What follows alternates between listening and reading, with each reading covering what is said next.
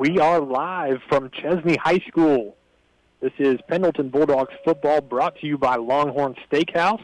We will have the pregame show for you after the remainder of the national anthem brought to you by Pendleton Historic Foundation.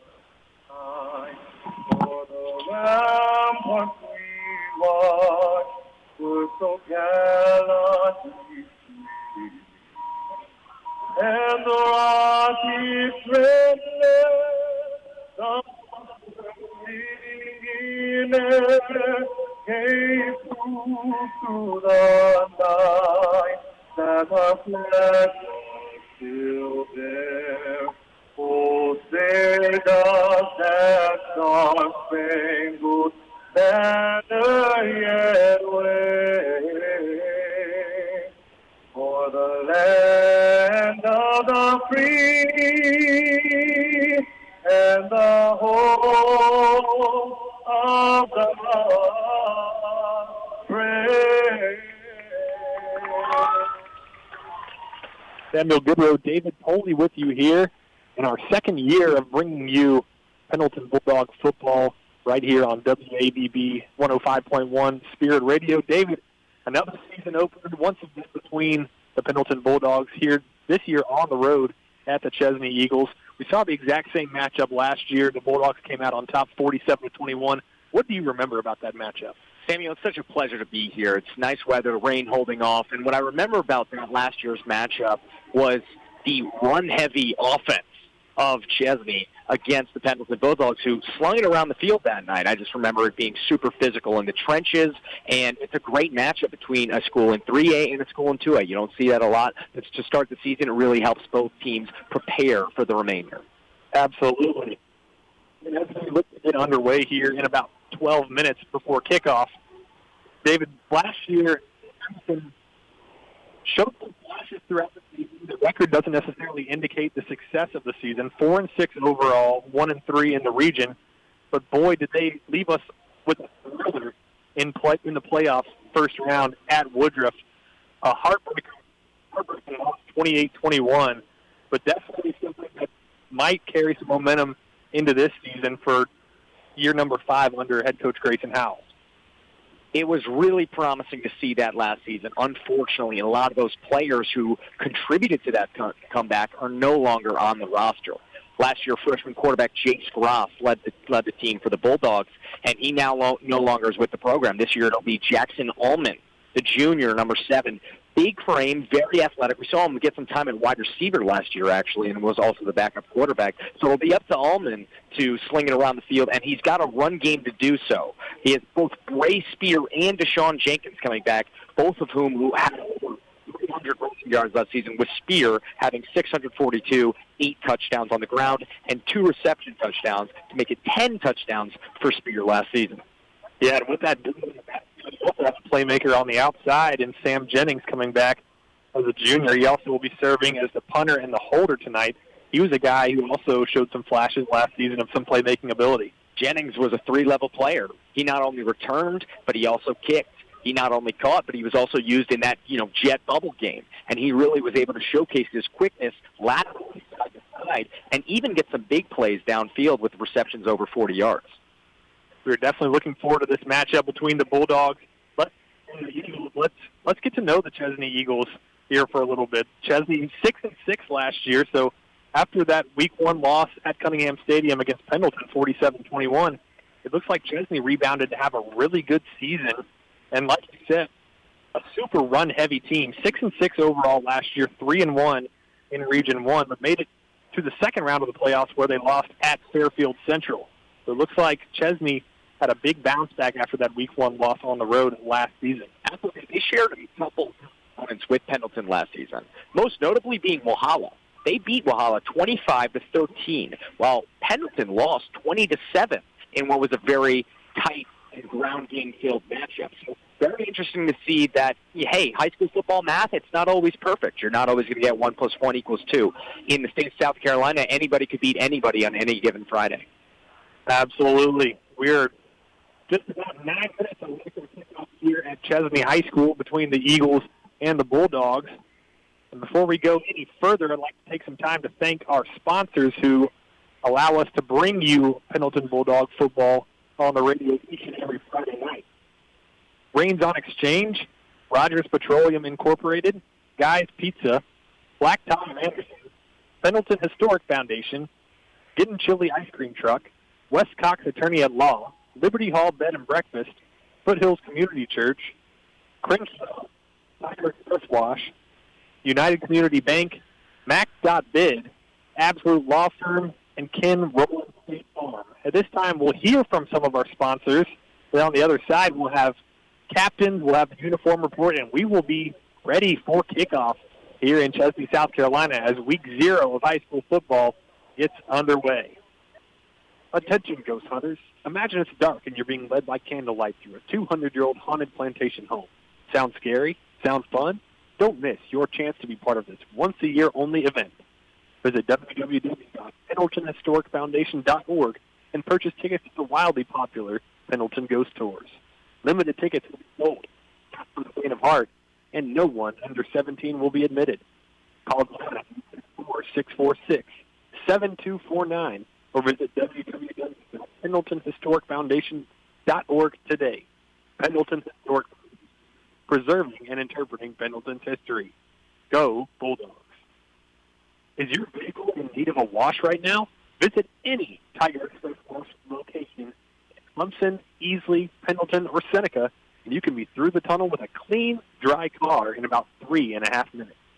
Plus, with the Anywhere Unlimited Fast Pass, keep that shine with a wash as often as you like at any of our upstate locations. Customers enjoy so friendly, fun, jungle theme, and free vacuum use. Tiger Express Wash. More locations, same quality care. Why not keep the heat with a cool, sweet treat? Book Gettin' Chili, your hometown traditional ice cream truck, for your next event. You can find and like us on Facebook and call 864-844-4384 to book us for your next event. That's 864-844-4384 for Gettin' Chili Ice.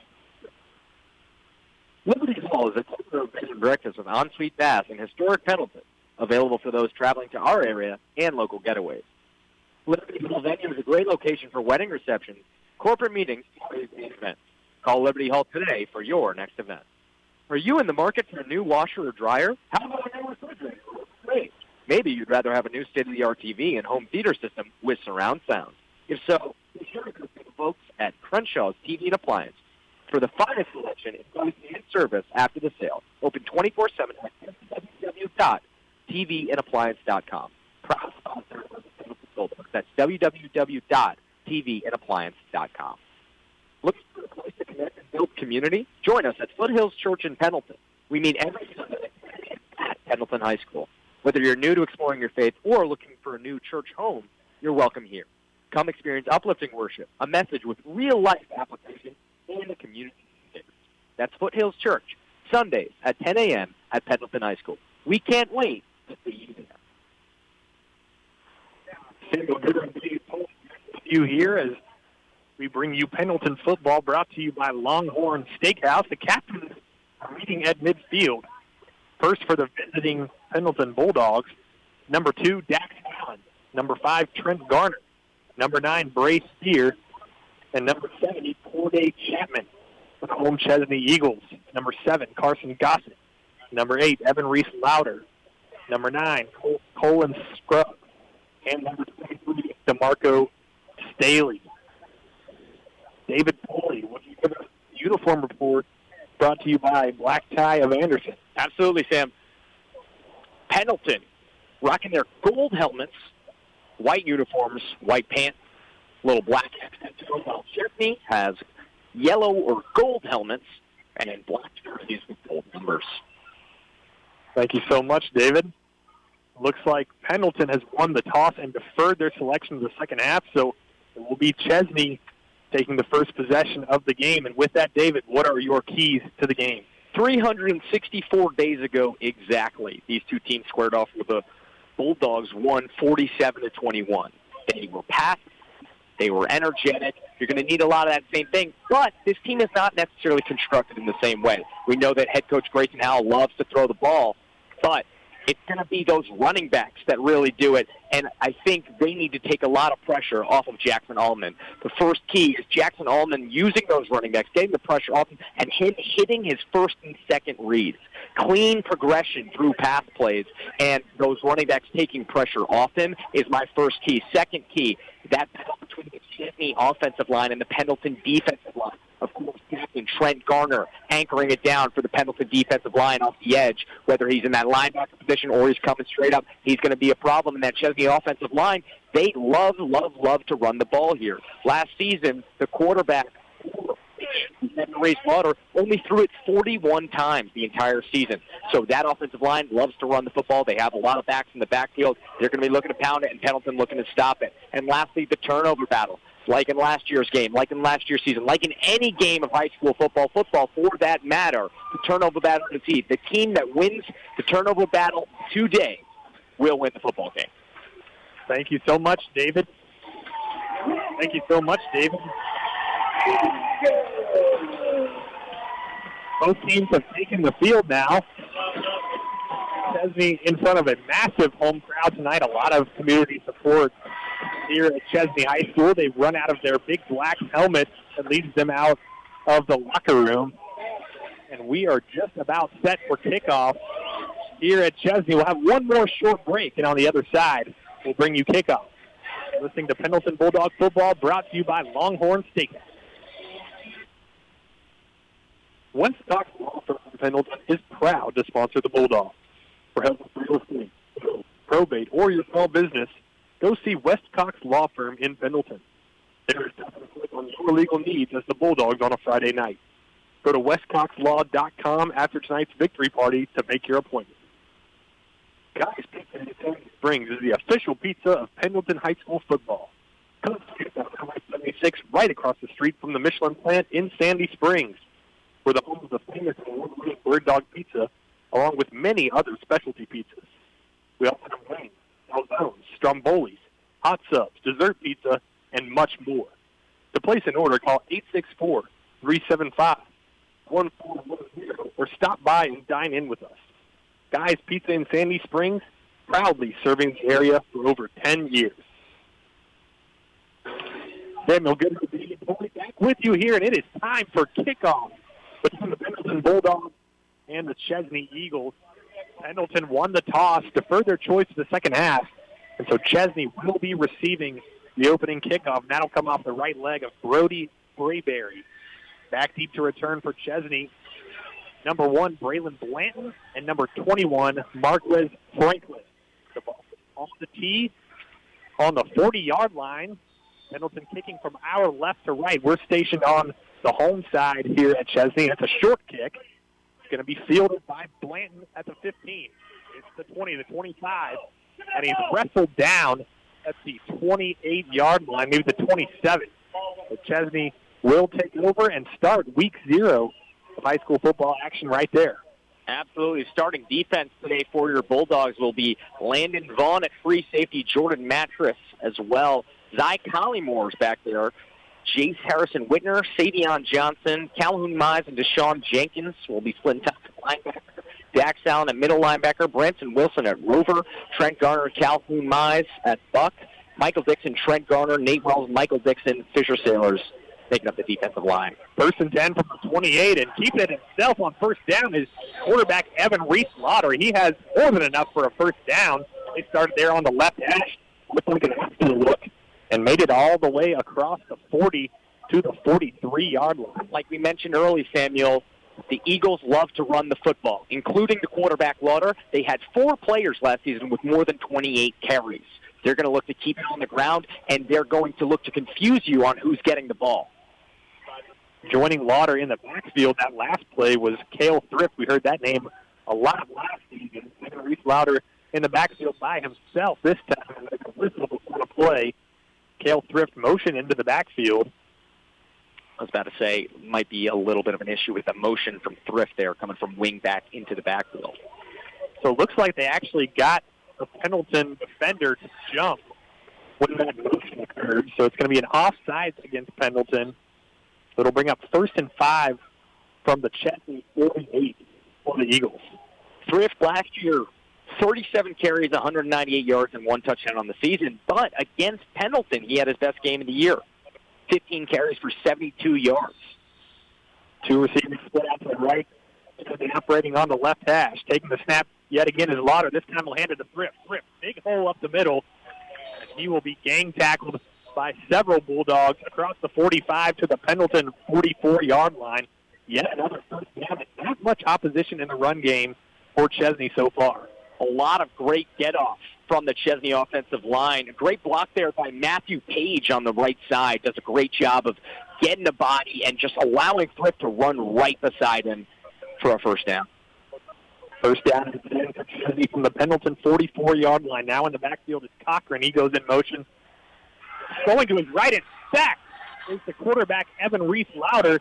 That is, you guessed it, Trent Garner with the sack.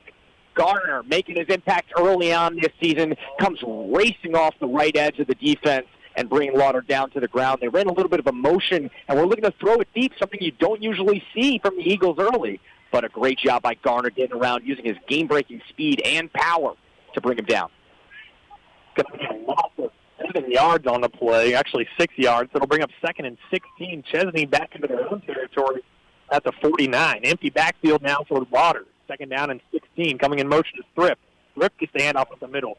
Shakes off a couple tacklers and is finally brought down at the Pendleton 46-yard line. Couple bolts down there. The Eagles operating out of a empty backfield kind of wing team. They have a lot of people on the front line. They have 2 wing backs, usually one on either side, and they're having a lot of confidence with Reese-Lauder being the only guy in the backfield. They're going to bring a lot of the wing backs, a lot of skill players, with motion in there for him to give the ball to. But they're pretty confident with him right there. But they change it up right here. Big 3rd and 11. First test for this Pendleton defense. 3rd and 11, 45 on the opening drive of the game for the Chesnee Eagles. Just in Pendleton territory at the 45-yard line. Taking the snap now is Lauder, and he will be tripped up and taken down for yet another tackle for loss. Looks like another quarterback design run there, and the Bulldogs sure snuffed it out. Michael Dixon, the defensive lineman, number 50, absolutely blew that play up. The quarterback blast. Lauder wanted to take it to the left side, but Dixon just blew up his man, the aforementioned Matthew Page, on the pull, and just nothing to do there. They're going to have to punt it away, Sam. On the punt for Chesnee is number 10, Max Cantrell. Back deep to return for the Bulldogs is number 4, Sam Jennings, a name that we heard about last season. Punt is away. End-over-end kick. It's going to bounce at the 25-yard line and take a nice Chesnee roll down to the 20-yard line. So that will take over with 8:47 remaining in the first quarter. Jackson has his chance to shine. The backup quarterback last season played a little bit of receiver behind Jace Gross.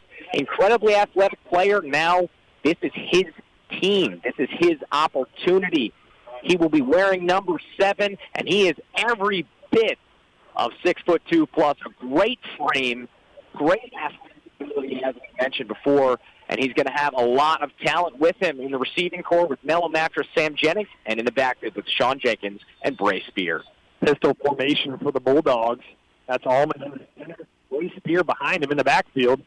Allman takes a snap, he'll hand it to Spear. Spear trying to get something going off the right side, but he's brought down for a gain of just about 2 there. Not much going for Spear on his first carry of the 2025 season.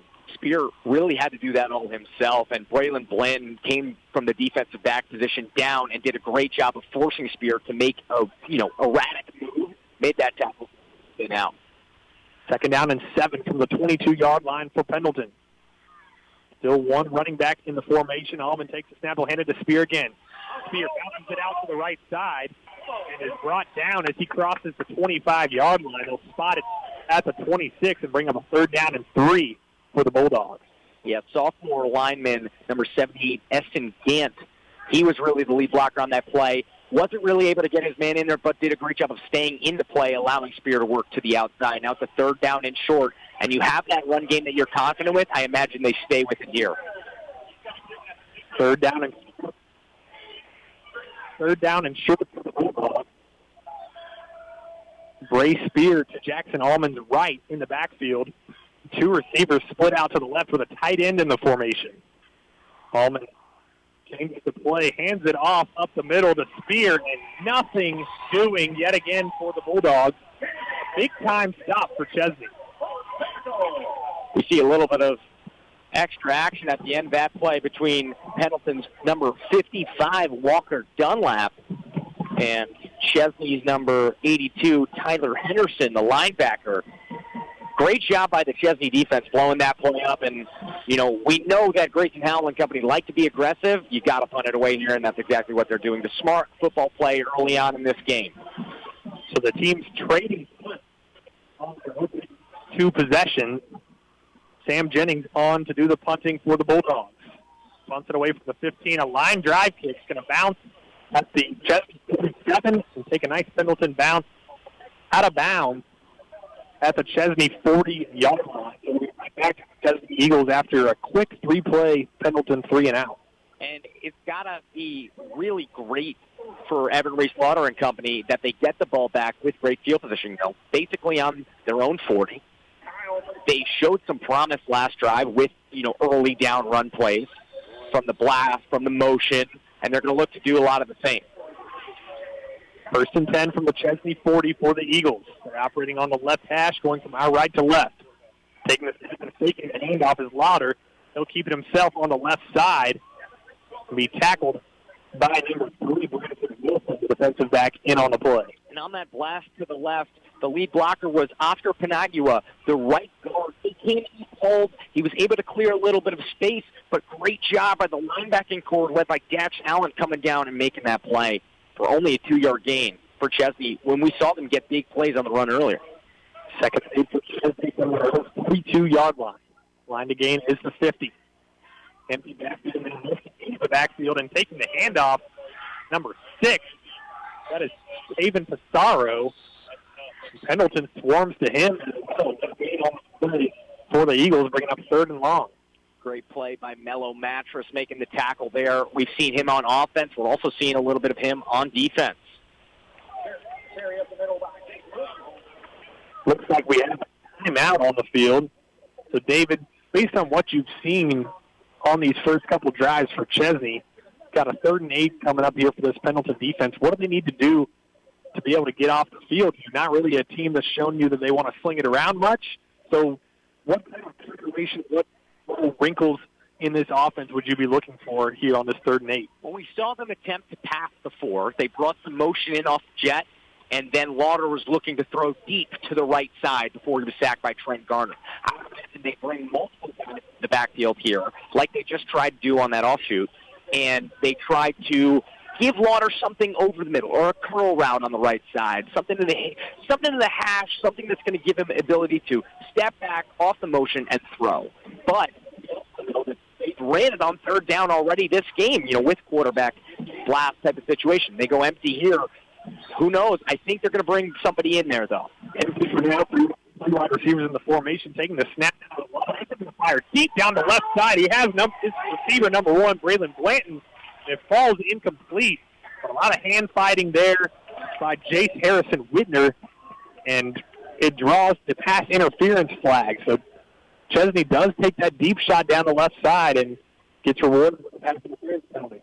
And honestly, Sam, I'm surprised by how confident they are with the deep ball. With streaks on both sides of the field, goes, whatever flies, whatever you want to call them, they've seem very confident with that. They love Lauder's connection to a guy like Glenn, who has blazing speed, was able to get past Harrison Whitner, and Harrison Whitner had to come up with a little contact to slow him down, because otherwise he was beat. So that will be a 15-yard penalty from the previous spot. And so they will put the ball down at the Pendleton 42-yard line. It'll be a whole fresh set of chains now for Chesnee. 1st down and 10 from the Pendleton 42. Lauder takes a snap. Will keep it himself off the right side. He's got a lead blocker, Cale Thrift, brought down as he crosses the 39. The flag comes in from the back of the play. Going to call holding against Chesnee. The right side of the offensive line grabbed the hold of the jersey of number 53, Fisher Sailors, for Pendleton. So a couple penalties back-to-back on each team. This one's going to set Chesnee back 10 yards. Great job by Fisher Saylor, sophomore last season, junior this season. Puts himself in the middle of the play. Was an impact player then, is an impact player now. That's the thing about being a defensive lineman. You're not always going to get something on the stat sheet. You're not always going to get a sack. You're not always going to get a TFL. But you can't force holding penalties because you can grab, you can do whatever you want. They can't do it to you on the offensive line. First and 16. Reynolds was left running for his life. He fires incomplete. Looking for Braylon Bland here on the near sideline. He took that snap and he kind of bootlegged, turned around, and was running for his life as he fired, but it falls incomplete to bring up second down and 16. Yeah, very creative play there on the bootleg, reversing field, having your guy Bland on a comeback, not able to connect there. The throw was a little short as he was throwing to his offside, right? He's going to his left side very fast, and he doesn't really have that time to plant his feet, despite maybe having a little bit of space to calm down. So Chesnee showing a lot more to throw the ball than we saw last season in limited action. And I think a lot of that comes with the experience of Lauder increasing. Lauder takes a snap, hands it up the middle this time, and the running back Kale's Thrift. He'll gain just a couple yards. A lot better job over these past few plays stopping the run for Pendleton than we saw on that opening drive. It's going to bring up third down and very long. And that puts a lot of pressure on Chesnee. That's the weakness of a run-heavy team. If they can stop you on first and second down, then it puts you doing something you're not really comfortable with on third and long, third and medium, and the ability of Lauder to throw it now more so than before is pretty cool. He's going to wind up a 3-year starter at graduation end, so pretty cool to see here. Third and 15, Lauder takes a snap, drops back, left, and he's got his receiver, number 1, Bland, but it falls through his hands. They've called it a completed catch for now. The referees are talking about it on the Pendleton 8-yard. Wonderful throw, and now they will conference incomplete. That is the correct call because he did not maintain control through the ground. Absolutely. We see again, Bland beats him deep. He beats Harrison Whitner deep. But Harrison Whitner does a great job sticking with the play. He jumps up at the end of it, and he pokes that hand through the catch radius. He's able to force it out at the end, and that's a huge incompletion. A massive ruling by the official here on the near sideline who talked to the field judge and was like, no, that's an incomplete pass. And that's absolutely the right call, like you mentioned. Did not maintain full possession throughout. 4th and 15, and Chesnee on the punt. It'll be Max Cantrell yet again here with 4:41 remaining in the first quarter. Cantrell's punt nearly blocked, but it is a wobbler. It's going to land at the 31 and roll toward the Pendleton sideline. Finally down at the 41-yard line, also at the 40. So favorable starting field position here for the Bulldogs after they nearly got that blocked punt. Yeah, and that was number 2, Captain Dax Allen. He's been all over the field so far. Is a great leadership piece for this Pendleton defense. It's going to be huge for the Pendleton team overall as, they lost some players from last year, right? Losing Abijah Webb, losing Jace Gross, losing other impact players. Guys like Trent and Dax who have been there, done it before, are going to be absolutely used, and they have the motor to do it. Those two guys right there, we've seen it with the sack, we've seen it with almost a block punt, we see it with big tackles. Give the offense the ball back right here. 1st and 10 for Pendleton from the left hash. This time, Allman takes the snap, fakes the handoff, looked like an RPO look, and he fired a little bit ahead of his intended receiver, number 29, Landon Moody. That looks like that RPO bubble concept that we talked a lot with Coach Howell about last season. Just a little bit too much heat on it there for Allman, his first pass as a Pendleton Bulldog. And you could see maybe the nerves are going a little bit because he had all day back there. He made the right read. Moody has a little bit of space there, but he throws it so far out in front because I think he's just a little bit nervous.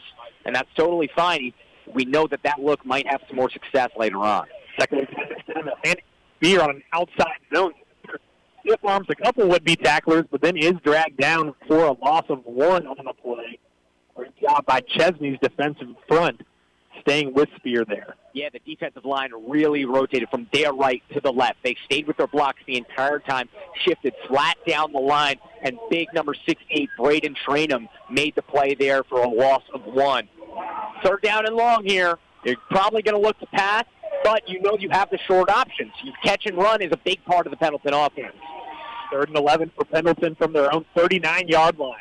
2 receivers to each side. Now coming in motion is number 6, Mellow Mattress.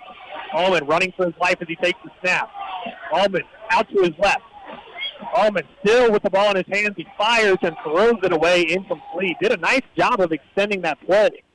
The football. Immediately he had pressure coming from his blind spot area on the left side, so he has to roll right. He snakes his way around back towards the left side. Looked to throw. He thought he had something, but he made the right play in tossing it away because really nobody was open. It would have been a really difficult throw going the opposite direction of where he would like to as a right-handed quarterback. So just another 3 and out for the Bulldogs. Have not been able to get anything going offensively.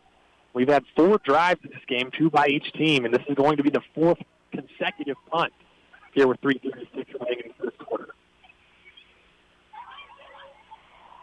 Curious to see if Jennings decides to give it straight up to Blanton here, because Blanton has already shown that they're going to use him a lot, right? They want one of their most dangerous weapons out there at returner, but Jennings has a tendency to keep it on the ground with a little bit of a line drive.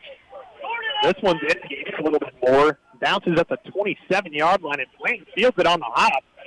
Shakes off a couple tackles, and then the white jerseys just flock to him and bring him down at the 26-yard line. So a great punt there by Jennings. We don't usually see him get it in the air as much as he did right there, and it's a good result for the Bulldogs. And when you get a punt high like that, it gives guys like Jace Harrison, Whitner, number 8, and number 15, Jordan Mattress, time to get there and slow a guy like Blanton down. They both did a great job. While they didn't finish the tackle, they both got their hands on and inside the numbers, allowing the rest of the Bulldogs to come and make that play. Now, the Eagles are backed up.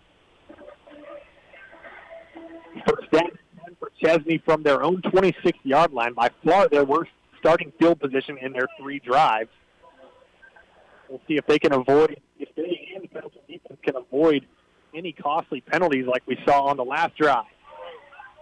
Bunched up formation here, just one receiver out to the left for the quarterback, Lauder. Lauder takes a snap, he'll hand it off to number 23, that is Staley. Staley stiff-arms the tackler and makes his way up to the 29-yard line. Great job by Michael Dixon, the junior in there on the tackle. Had a lot of space to the left at Chesnee early, but a great job by the defense in number 11, Calhoun, Mize, and Dixon getting over there from their right side linebacker and edge positions and staying with the play.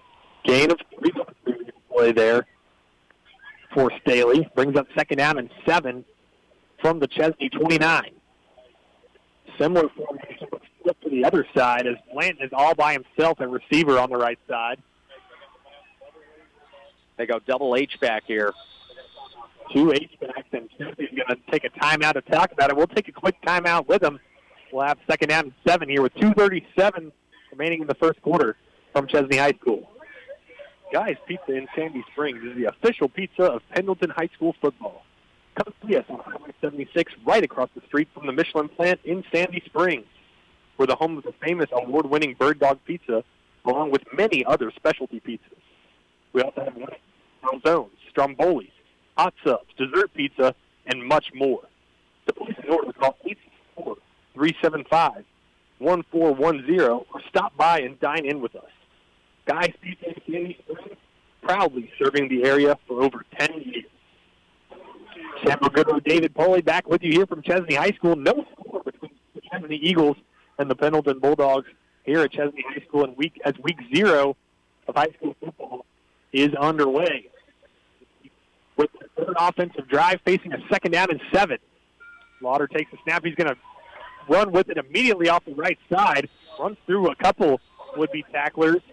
Close to the line to gain, but he's going to be a yard short, bringing up third down and 1. Lauder does a great job of getting to the outside there, fighting through contact despite getting a little bit of contact about 3-4 yards into the play. Does a great job of being athletic and just moving his body with his momentum to the right side to make it a third down very short. Brings up the third and 15 that you mentioned for the Eagles. Looks like they're content to stick a double H-back formation with Blanton out there to either the left or right side. This time he's on the left because they're operating from the right hash. Pendleton has to sell out on the run here. They do just that, but Lauder finds a hole. He's still on his feet. Ran through a tackler across the 50 and out of bounds around the Pendleton 40-yard line. Big hole there on the left side of the offensive line. and then Lauder was able to extend the play himself. That's a great play call there by the Eagles. They isolate the weak side linebacker with Lauder, and they're like, hey, we like our guy's ability to get out there with a burst of speed coming from his position in the backfield, full on head of steam, and get out there and make a play. He does exactly that, makes the one-man mix while everybody else is accounted for, and gets it all the way to the opposing 40. Keeper by Lauder brings up 1st and 10 from the Pendleton 40-yard line with 1:41 remaining in the first quarter. They'll stay in that exact same formation. Joining Lauder in the backfield is Staley yet again. This time there was some movement pre-snap, so they're going to call a false start. In the backfield, once again, was Staley. He was taking the handoff, but it is a false start to set the Eagles backside on 1st and 15 from the 45. Yeah, DeMarco Staley, the junior running back, he's in there a lot with Cale Thrift. You know they like to use multiple backs along with Lauder. A little bit antsy there, moves them back after a big play, and you got to wonder how much that kills momentum, if it allows them to calm down, if it allows the Bulls to destabilize. Because last year, what they were really known as is a bend-don't-break type of defense. A lot of times, opposing teams would get down into Pendleton territory, but they can hold them there. Let's see if they can do the exact same right here. Lauder takes the snap into the on the left side. Got some running room and some green grass, and he pushes Pendleton defender to the ground as he goes out of bounds across the 40 to the 37-yard line of Pendleton. Lauder stepping up these jump runs. A little chippy there, and you love to see it from a fan perspective. If I'm a coach, I want my guys staying pretty calm early on. You want them fighting, getting to the ball, but also you don't want to cost yourself with some penalty yardage early on. So get 7 yards on the scramble there.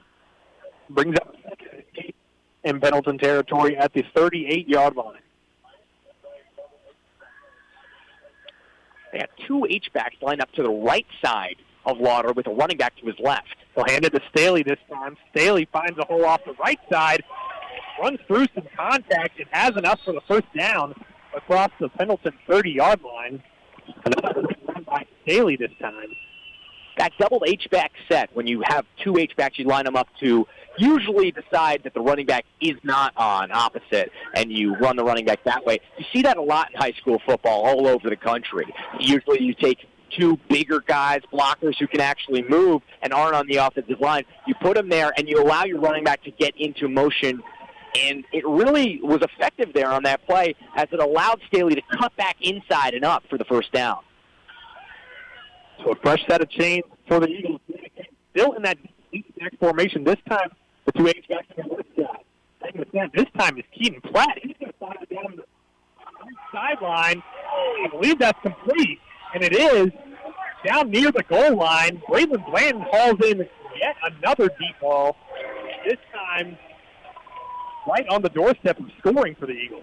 Yeah, a little bit of a double move there. Blanton faked inside with the head and was able to fade outside towards 10-yard marker and was able to absolutely get up and over the cornerback on him while the safety came in late, wasn't able to make a play on the ball. Great contested catch there. And on the doorstep, putting the first points on their season. 40 seconds and counting remaining in the first quarter of action here between the Bulldogs and the Eagles. No score, as David mentioned, but the Eagles knocking on the doorstep right now here with 1st and goal from the 1. Under center now is Lauder. He's going to QB sneak it himself into the end zone. Waiting on the spot.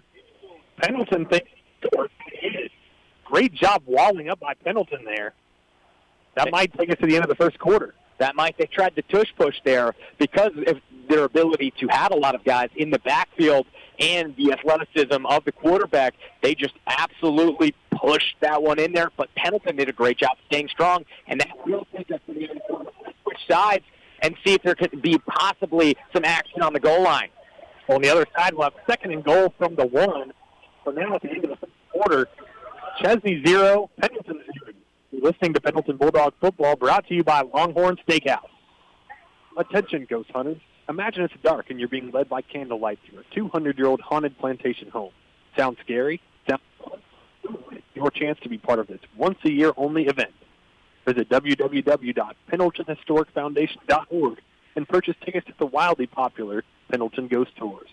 Limited tickets will be sold, not for the faint of heart, and no one under 17 will be admitted. Call John at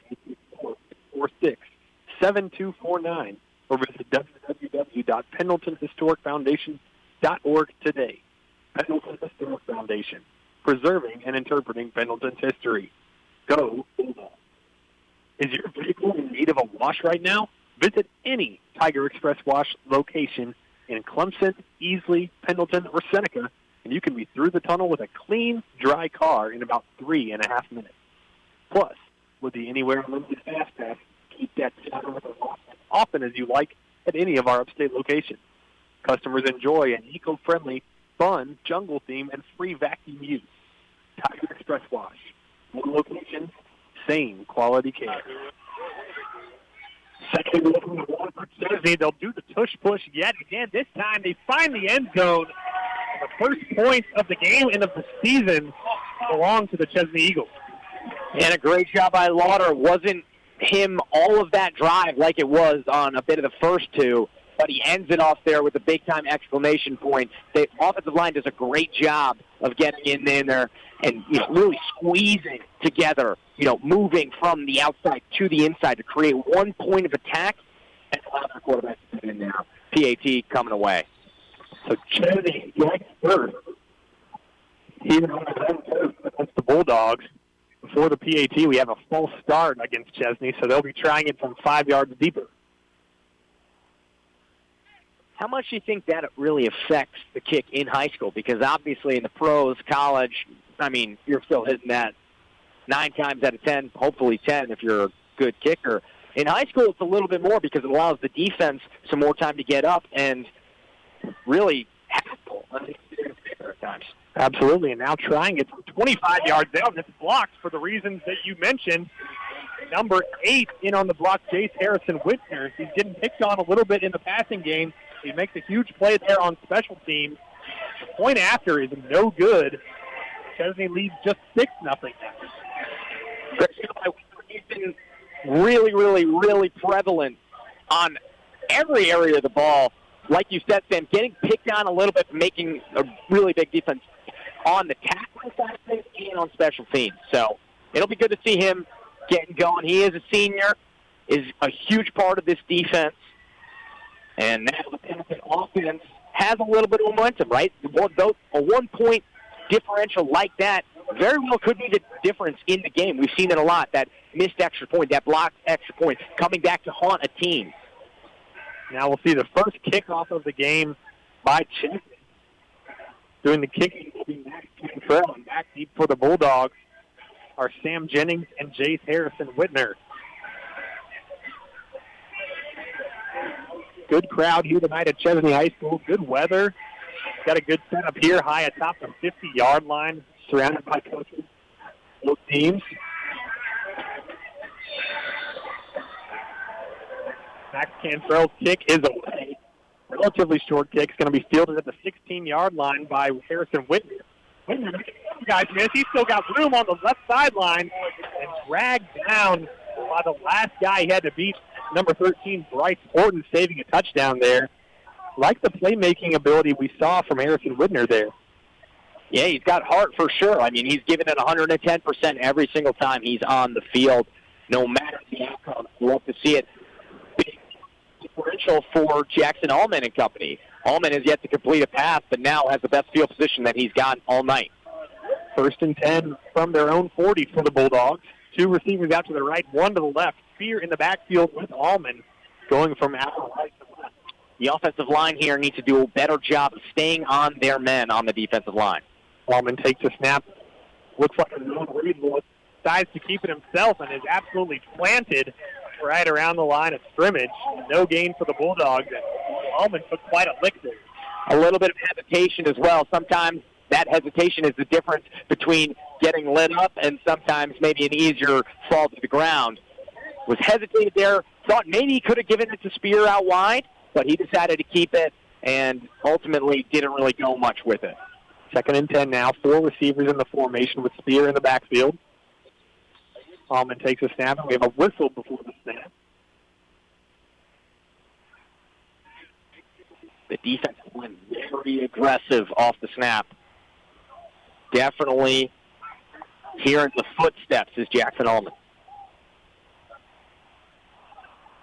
So we have a full start before the second down snap for the Bulldogs. So another costly penalty is going to set them back 5 yards and bring up second down and 15. Bulldogs get to record a first down in this game, and penalties like this, plays, not making it any better. Absolutely not. The offensive line looks outmatched early on for Pendleton. Second down and 15. Scripts to the right for Allman. One receiver to his left. Coming in motion now is Jennings from right to left. Allman takes a snap. Looks like a tunnel screen look. It's caught by number 6. That is Mello Mattress. Has a little bit of room on the left sideline with some blockers ahead of him. And he's brought down at the 45-yard line of Pendleton. It'll be third down and 5. Looks like a little bit of a tunnel screen there. Love the play call by the Bulldogs. What's happening when the defensive line is getting a lot of pressure coming over the top? You use that to our advantage. Take the advantage of that defensive line coming in with all their momentum coming in and throw that right to the left side. Give a guy like Mattress with blazing speed an opportunity to catch the ball, go upfield. Now management takes a lot of pressure off of Allman, but now he's got to get it done. Mattress, the lone receiver to the left side, and before this third down and 5 pivotal play, Chesnee and Brett Cahaly, second-year head coach, is going to take his second timeout. Gotta wonder, that might help Coach Howell and the Bulldogs a little bit. A big third down here. Gives some time to talk it over. Chesnee as well. Love the opportunity for Allman in the offense here. They stayed out in that trips right look, that same play that they just threw the tunnel screen on to Mattress when they moved him in motion from right to left. They came out in that exact same look, but they didn't get a chance to execute the motion yet. So we don't know if that's coming, but we know it's a similar look. So I imagine they stay in something like that out here with a lot of receivers, with an option for Allman to move and throw quickly. And two, David, you have to think that Jackson Allman seeing one go through the hoop, per se, completing that screen pass might be good for his confidence. Absolutely. So a big third down and 5 here for the Bulldogs, looking to register their first down of the contest tonight with 10:13 remaining in the second quarter. Different look than I was talking about. No trips right, but now it's doubles. Doubles, 2 receivers to each side. Spear in motion in the backfield from the left to the right. Now it goes wide. Allman takes a snap, looking to fire over the middle of the field.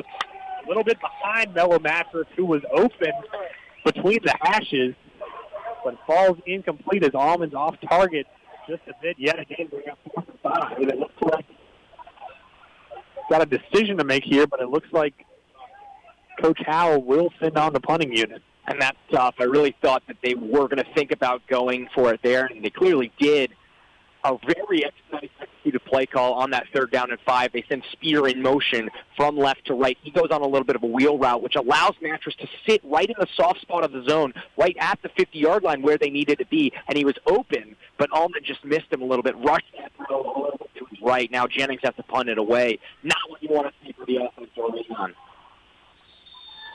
Jennings on to punt for the third time today.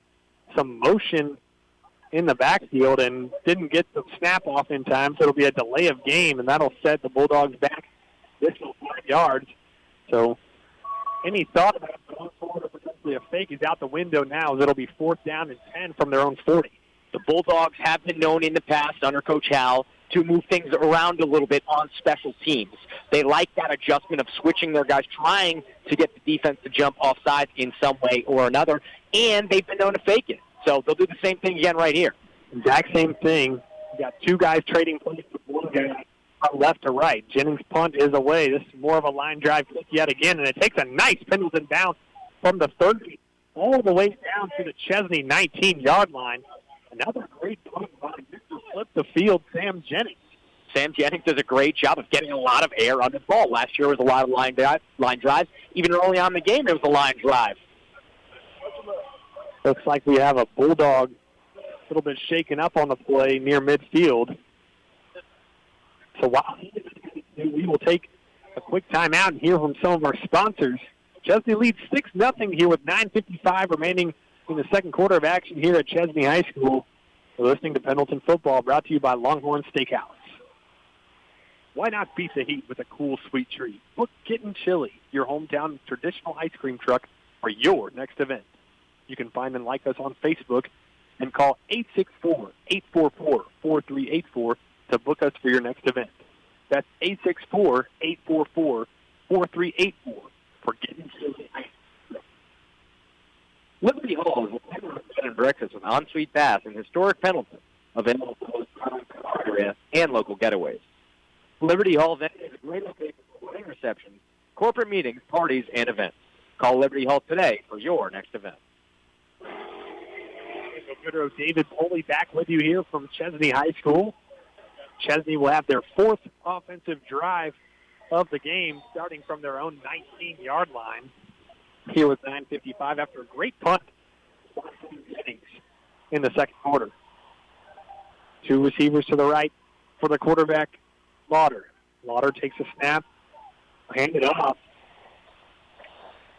Missed the number there. That's number 2, Blake Cochran, with his first carry of the game, the sophomore running back.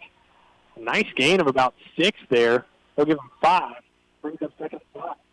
They brought Cochran on motion from the left side of the offense to the right, and he got a one-on-one matchup with Branson Wilson on the edge, the defensive back coming down. Wilson did a great job of squaring up, but had to lunge to his right as Cochran cut up. So the momentum kind of carried him for a decent gain. Lauder in the backfield with Thrift this time. It'll be an outside zone to the right for Thrift. Thrift making a couple guys miss. Hurdles the defender. It's across the 29-yard line, which was the line to gain for a first down, across the 30 even to the 32-yard line. So another first down for Chesnee. Pendleton still does not have a first down on the night. Chesnee continuing to attack that left side of the Pendleton defense. They're going there, and because of the over-pursuing now from the linebacking core, they're using their speed on offense from their skill position players to go back up. Taking the snap this time is Lauder. He's looking to keep it himself yet again. That really snuffed out by Dax Allen for a loss. Dax Allen, number 2, and Branson Wilson, number 3, two guys that have been targeted on the past 2 plays, do a great job of getting early penetration there and staying locked on number 8, Evan Lauder. That brings up second down and 12. A good job adjusting by the Pendleton run defense. That time brings up one receiver to each side, dual H-backs joining Lauder in the backfield, and now yet again it's Cochran off the left side. He has some running room. Changes his course at the 35-yard line. Has enough for the first down, and a flag comes in at the end of the play. Could be a success. Yeah, great blocking there by the Chesnee offensive line, giving their guy space to get up to the left hash and get pretty close to the line to gain, if not just short of getting it on the field, and a little bit of contact there will definitely give them the first down.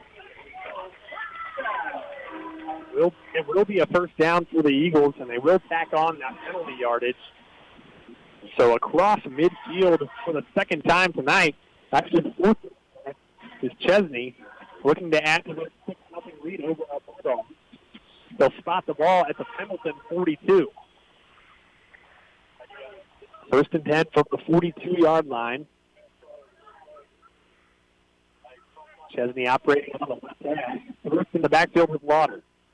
Lauder takes a snap, fakes the handoff, the bootleg out to the right. Got a guy in his face. He'll have to fire over the middle of the field, complete to Cochran. Cochran shakes off a couple of arm tackles. Still on his feet. 5 Bulldogs have to combine together to wrestle him to the ground after looks like what might have been good enough for yet another Chesnee first down. You can see self-identified weak side pressure coming at Lauder. He does a great job of getting out to his right, and Cochran does a better job of staying in the soft spot of the zone. It's kind of similar to what we saw with Jackson Allman and Mattress on that missed third down opportunity for Pendleton, but this time it's executed, and Cochran uses his speed to get the first down with a lot of run after the catch. So it is enough for a first down. First and 10 for Chesnee. This time, a handoff to Thrift. The play is blown up by number 50, Michael Dixon. A huge tackle for loss. They're going to lose 3 yards on the play. That'll bring up second and 13. Chesnee going a little bit more up-tempo that time, looking to gash this Pendleton run defense. And having no part of it there was Michael Dixon. Dixon did a great job of winning his block early. It was barely even touched, and he was able to just zone in on the running back. It was just him and him, and he was able to just take him down and do that one-on-one tackling. See a lot of that in practice executed right there in the game. 2nd and 13 from the 35. Drops back, looks to throw momentarily. Now he'll scramble. A lot of green grass in front of him. Across the 20 for another first down, and finally forced out of bounds by number 1, Zy Collins. Great job by the quarterback stepping up in the pocket and looking to run immediately when he realizes the receivers weren't open. He had a one-on-one matchup with the weak side linebacker, Calhoun Mize, and was able to give him a little shimmy shake out to the outside for an easy first down. Pendleton getting a timeout to talk things over here as Evan Reese-Waters and Lenore Sellers out here on a Friday night. He's doing a great job of moving things around. It's a lot more free than it was last season, it seemed, and a lot of that probably is due to the experience, a full year in the offense under number 8's belt, and his ability to just go full head of steam. He has so much momentum every single time he snaps the ball. It's like he's running into it. He's standing up. We've seen Ashton Genty, a running back, with great fame in college football, now the NFL with the Raiders. He stands up, right? It gives an opportunity to see everything going on above the offensive line. Also gives an opportunity to just get straight into it. A lot of momentum going forward, and his speed is so palpable as Waters, and his ability to make linebackers miss. Athletic linebackers like Calhoun Mize has not gone unnoticed here, and the Pendleton defense definitely wants to make an adjustment to that. That's a big part that they could just call that timeout. So Chesnee in the red zone for the second time tonight. Their first red zone trip was capped off by a Lauder touchdown on the push to start the second quarter. Now it's 6:44 remaining in the half. Chesnee looking to add on to a 6-0 lead here. First down and 10 from the 19-yard line of Pendleton on the right hash. Lauder takes a snap, will hand it off to Thrift. Thrift slips in the backfield and ultimately is taken down because he lost his footing. And then that's a nice play there by number 2, Dax Allen, rebounding after that previous poor play. With a lot of these runs being so positioned where you can cut back as the ball carrier, a lot of times you're going to run into slipping situations. When you're constantly making cuts, sharp, hard, physical cuts, you're going to lose balance once or twice. That's why it's so important to stay quick on your feet and make sure you're planting with the right part. Loss of 2 on the previous play brings up 2nd and 12 from the Pendleton 21. Lauder takes a snap, drops back, looking to throw from the left side. Fires to the back of the coverage. Incomplete. And they will throw a pass interference flag because Blandon was shoved before the ball got there by Savion Johnson, the junior defensive back. Really no need to do that coverage like we outlined previously. That's going to be another back-breaking penalty for the Bulldogs. It's going to give another first down in the red zone for Chesnee. Really unfortunate because that ball was most likely uncatchable. That was out of the back of the end zone above all of the defenders and the intentional receivers' heads.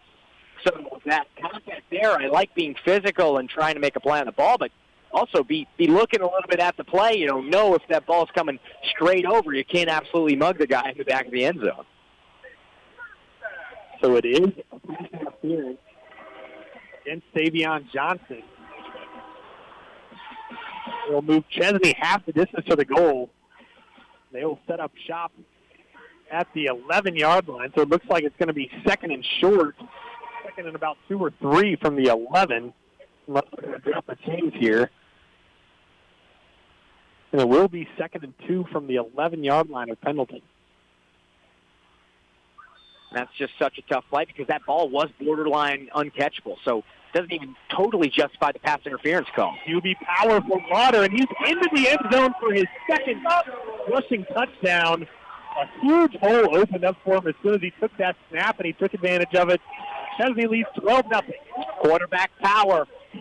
Your best athlete moving from the backfield to the right side with blockers coming with him, with the strength of the formation to the right. Does a great job of following his blockers and hitting exactly where he needs to get on that quarterback power, right up the right side into the end zone, right by the E in Chesnee.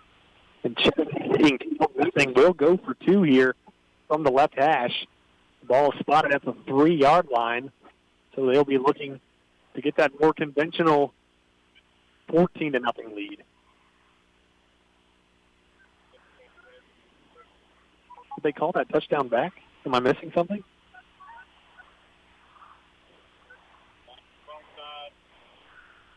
Slaughter takes a snap. QB power yet again. A flag is on the field. And I believe the 2-point conversion is good. Yeah, no update on the scoreboard yet, but I believe that makes it 14-0. Flag is getting broken for that. The only explanation would be for that ball to be on the left hash there is if it was a touchdown. So we're going to operate under the assumption that it's 12-0, and this is the 2-point try. The call was holding against someone on the left side of that Chesnee offensive line, and so they will retry the 2-point try from the 13-yard line.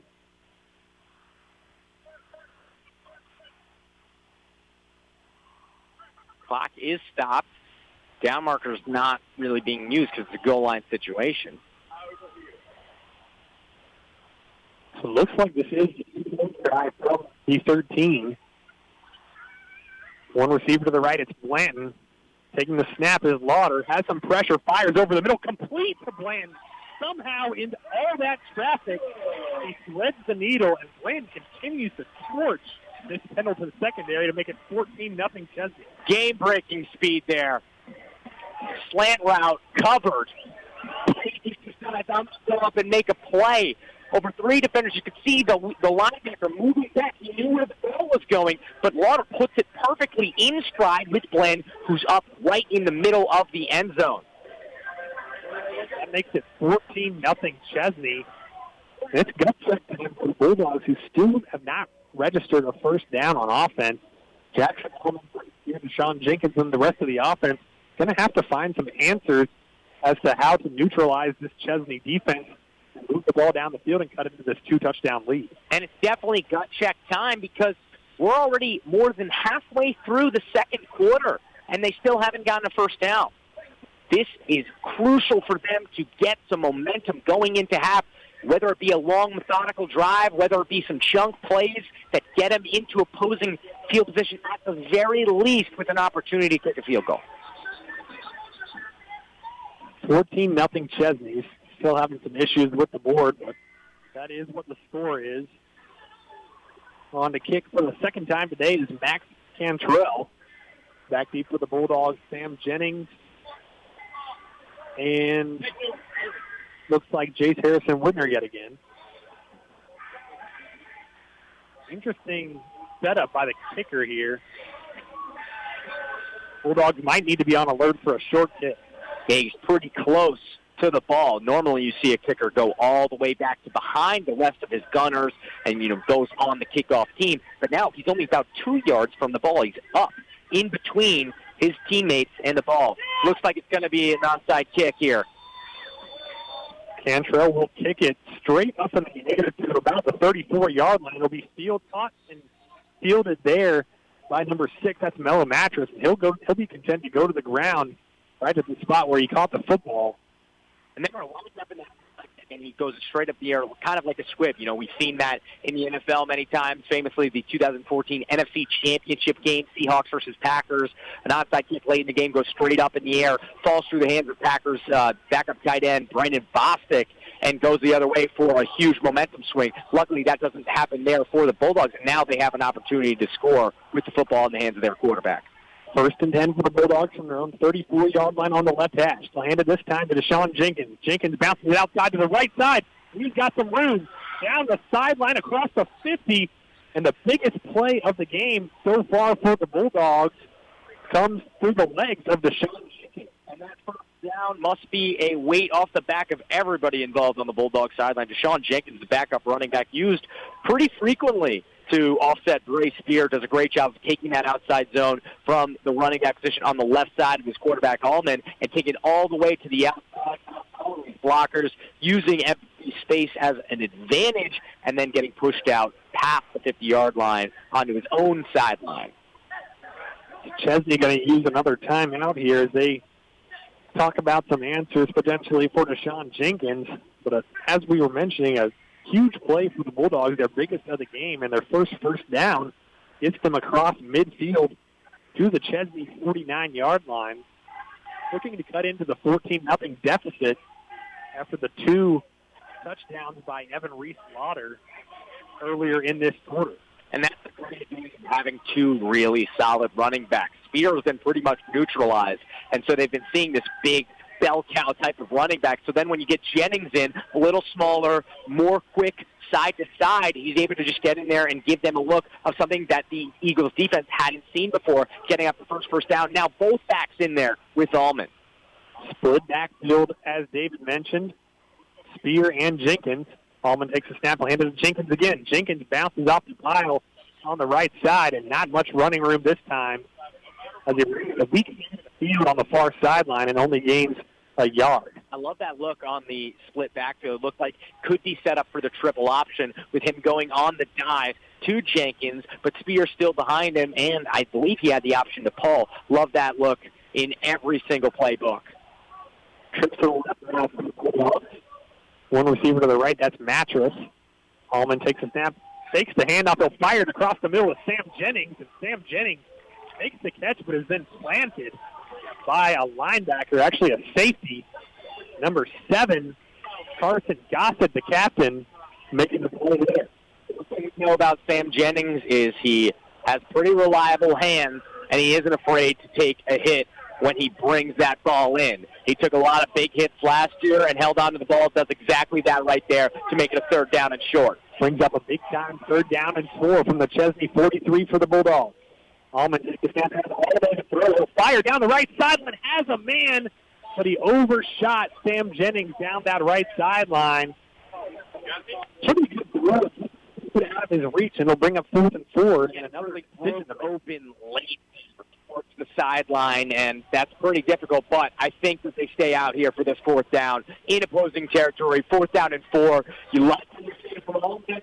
A little bit of more confidence throwing the football, so has to make Chesnee think about both options, run or pass. The offense does stay out there. Doubles in the formation, 2 receivers each side. Spear joining Allman in the backfield. 4 yards for his 1st down from the 43. Coming in motion right to left is Jennings.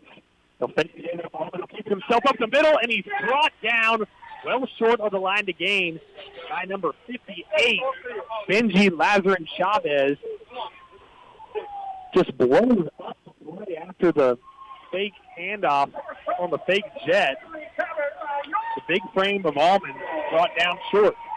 I think that big frame was definitely to his disadvantage there because it wasn't a bad read on, he had motion on quarterback power, that option to go back up the middle straight with a lot of space in front of him, but those big legs, that tall wingspan, everything that goes on with Jackson Allman looking the part was ultimately his downfall right there. They were able to just get a little bit of a shoelace and bring him down for no gain. Unfortunate turn of events for the Bulldogs. So Chesnee takes over on downs at their own 44-yard line.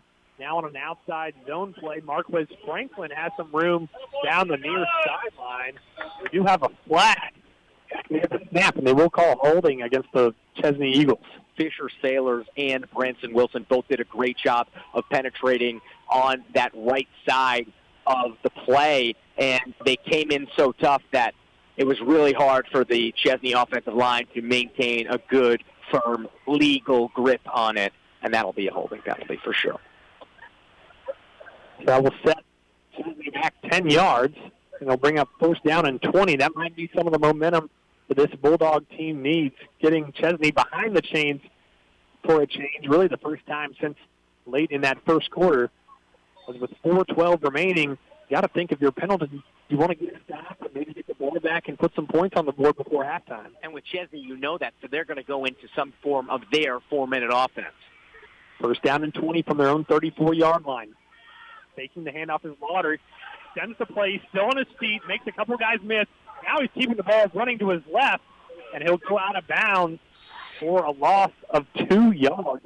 Absolutely amazing that he was able to keep that play alive for as long as he did. Instant pressure on a lot of these bootlegs we've seen, and almost every time it's been Reese-Lauder doing his thing, moving to the opposite side of the field that he was originally. There, he actually ran into his own offensive lineman before he was able to get his feet out from under him, and he ran out of bounds smartly for just a small loss in what could have been absolute disaster, but his legs extending the play like he's been doing all night.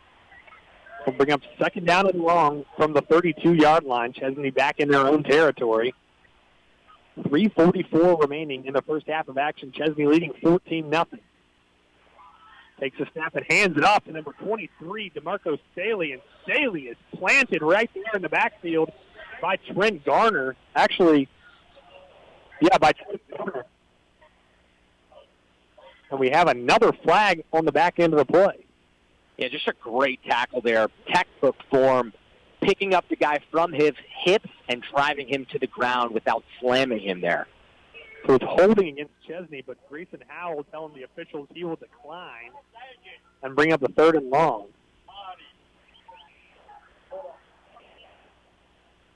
So Pendleton will decline the penalty, and it'll bring up third and about 20 yards. Clock stopped as well, 3:35. It's going to be a long third down for a team that likes to run the football, not air it out, although we've seen them want to air it out on the deep ball from Lauder to Blanton or Cochran so far tonight. Bulldog defenders trying to pump up the crowd a little bit, get some noise going prior to this third down at 20. Would be a juncture in the game if they can make a play here and get the ball back for their offense. Trailing by a couple touchdowns. And a big third down right here. We said the turnover battle is absolutely key. No turnovers by either team tonight, but especially by Chesnee. When you're super backed up, you don't want to get reckless. You don't want to try to make a play on a very, very low percentage conversion situation and end up turning the ball over to the Bulldogs with great field position to score.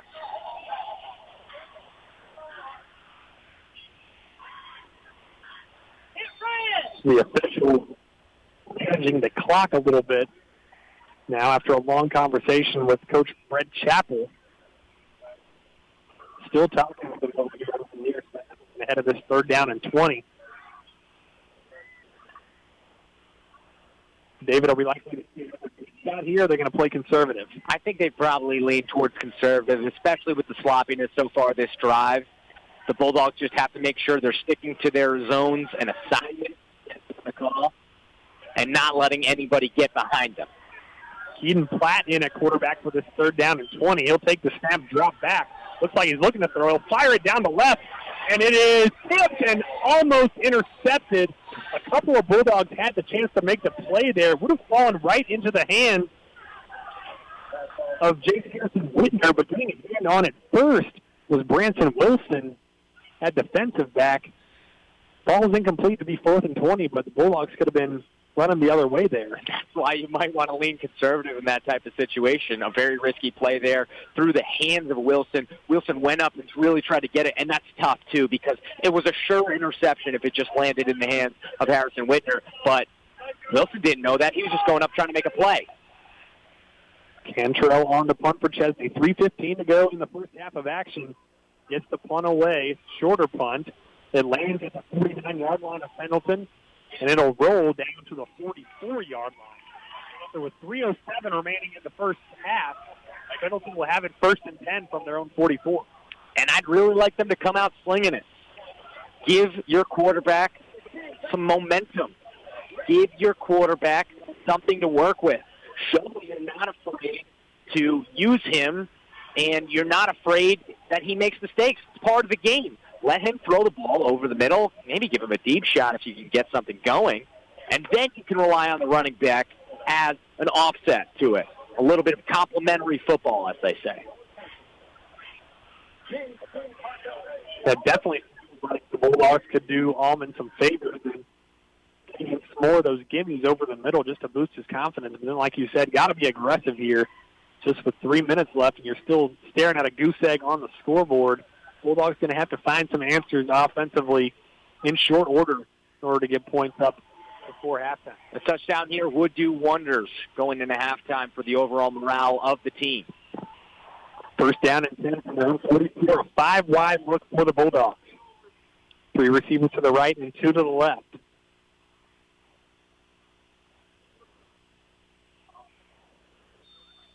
Official is signaling for something on the far sideline, but looks like we are good now. First down and 10 from the 44. Allman drops back. He'll fire to Mello Mattress on a little screen look. Mattress makes the catch. Has a couple blockers, but a nice play by number 3, Jared Bishop, to stop him from getting any extra yardage. Just a gain of 1. And a great job by Cale Thrift, number 11, seeing that play go on, right? He was able to recognize, okay, we've seen this before, this type of tunnel action. He's able to kind of set the edge, like contain the inside from Mattress coming from the outside. 2nd and 9 from their own 45 for the Bulldogs now. Allman takes a snap. He'll hand it out to Jenkins. Stiff arms the defender. He has some green grass, but he's tripped up just across the Chesnee 45. David looked like he had a lot of running room if he could have just evaded that last tackler. Yeah, great job by Jenkins shedding off the initial contact, hands off his back, and a great job as well by Mello Mattress, the senior receiver, with an awesome block that allowed Jenkins the ability to get that first down. Into on the Bulldogs. 1st and 10 now from the Chesnee 44-yard line, and Jenkins in the backfield yet again with Allman. 2 receivers to each side from the left hash. Allman takes a snap, fires it quickly to the near sideline, and Mello Mattress hauls it in and goes out of bounds at the 41. That'll stop the clock with exactly 2 minutes to play the first half. And Allman slowly stacking up some completions and hopefully gaining some confidence in the process. It's a great job by Allman, stepping back, hitting his first read quickly. You got to be careful when you lock your eyes on him the entire time, though, because the defense will definitely adjust to that. But a great job by him stepping back, being confident, and firing it for a quick little gain. 2nd and 7 from the 41 of Chesnee now. Allman all day to throw. He leaves the pocket. He's going to keep it himself. Across the 35, across the 30, tiptoeing, and finally taken out of bounds here on the near sideline. He really abandoned a clean pocket there on that play. Must not have liked what he saw downfield.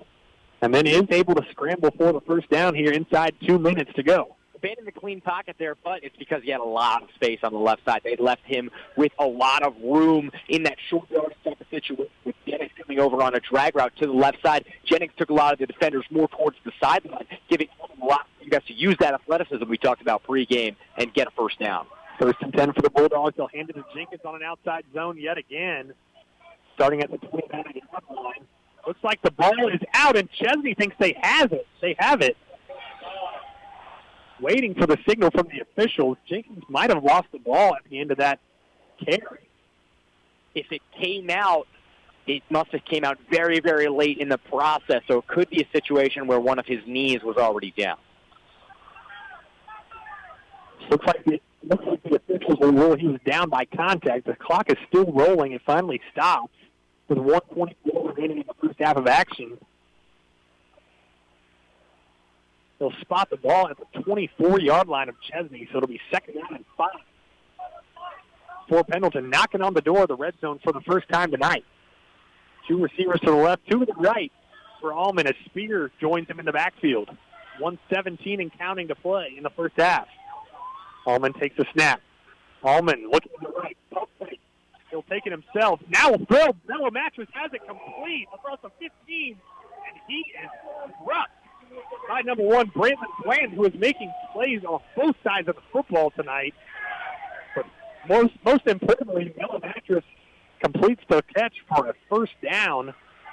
And Pendleton in the red zone for the first time tonight here with 1:04 remaining in the half. An action-packed play there. Allman rolling out to his right, thinking about cutting upfield, taking himself, but finds the open receiver, kind of a jump throw, and then a huge hit laid out by Bland at the end of the play. Luckily able to hang on there. And still a first down for the Bulldogs. They'll take a timeout here, and I'm really interested to see what they do with it here, with under a minute left to play in the first half. Yeah, so we'll keep it right here. The up-tempo look by Pendleton on this drive, which started with only a little bit over 3 minutes to go in the half in their own territory at the 44. What is it that's been different about this drive that's allowed them to get down the field in the half? Honestly, Sam, I think it's the threat of Jackson Allman to run. I think his ability to get out, although sometimes maybe a little early, right? He's maybe a little early to abandon his read, but he is very athletic. He's very quick, and he does have that big frame to where he can be a problem to bring down for most defenders. So his ability to get out has kind of forced defenders to come down, crash down on him, and leave their assignments, which he's been able to dissect pretty well. 59 seconds remaining in the first half of action. Pendleton trailing 14-0 here on the road in week 0 at Chesnee. Team they defeated last year 47-21. Shutting them out so far, but a chance here in the final minute for Pendleton to get on the board. First and 10 from the Chesnee 14. Allman takes a snap, has some lead blockers. He's going to keep it to his left. Chesnee is right there to take him down at the line of scrimmage. The clock still moving, no gain on the play. Great job by Benji Lazarin-Chavez, number 58, the linebacker, staying with the play all the way down. And Allman very slow there, hesitant to make a move, trying to just follow his blockers, but giving Lazarin-Chavez the opportunity to just blow through his blocker. 30 seconds left, 28 seconds left. The Bulldogs have got to go. Still 2 timeouts in their pocket. Second down and 8 from the 18. A double to Allman. Allman's going to fire in the end zone. He has Mattress. That's a Pendleton Bulldogs touchdown. The first of the season after some trickeration. Grayson Howell goes deep in his bag. Allman finds Mattress over the middle, and the Bulldogs are on the board for the first time tonight. And you can see why that definitely took some time to execute before they were finally able to snap the ball, because when you go trickeration like that, it does take a lot of communication. It takes a lot for everybody to be on the same page, but boy, did it work out pretty.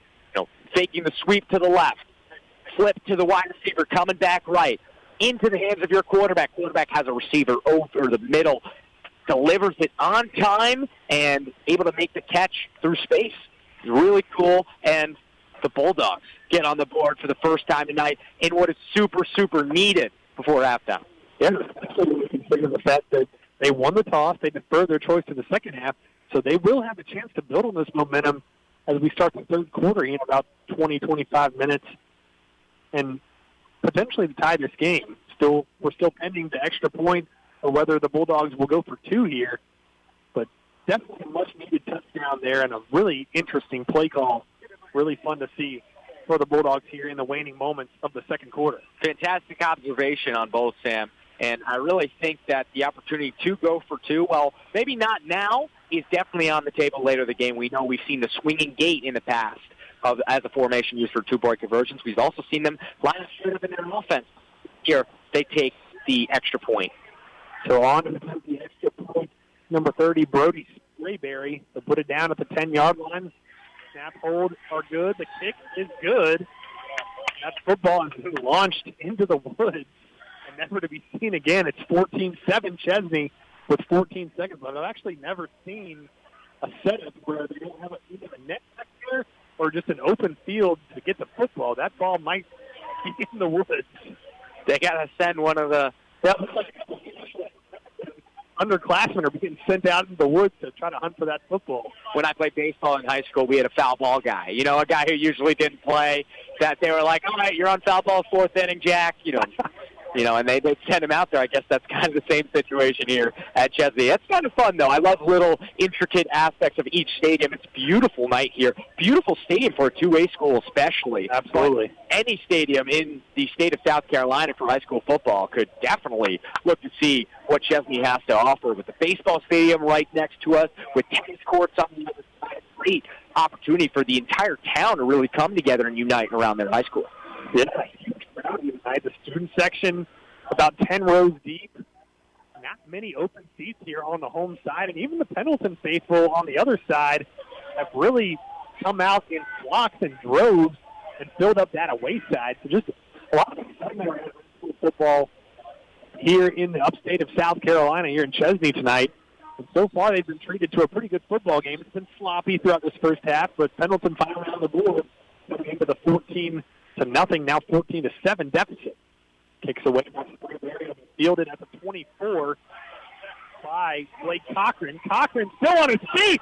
He might take this one, but he's finally dragged down by number 16, Savion Johnson. That could have been a disaster for the Bulldogs.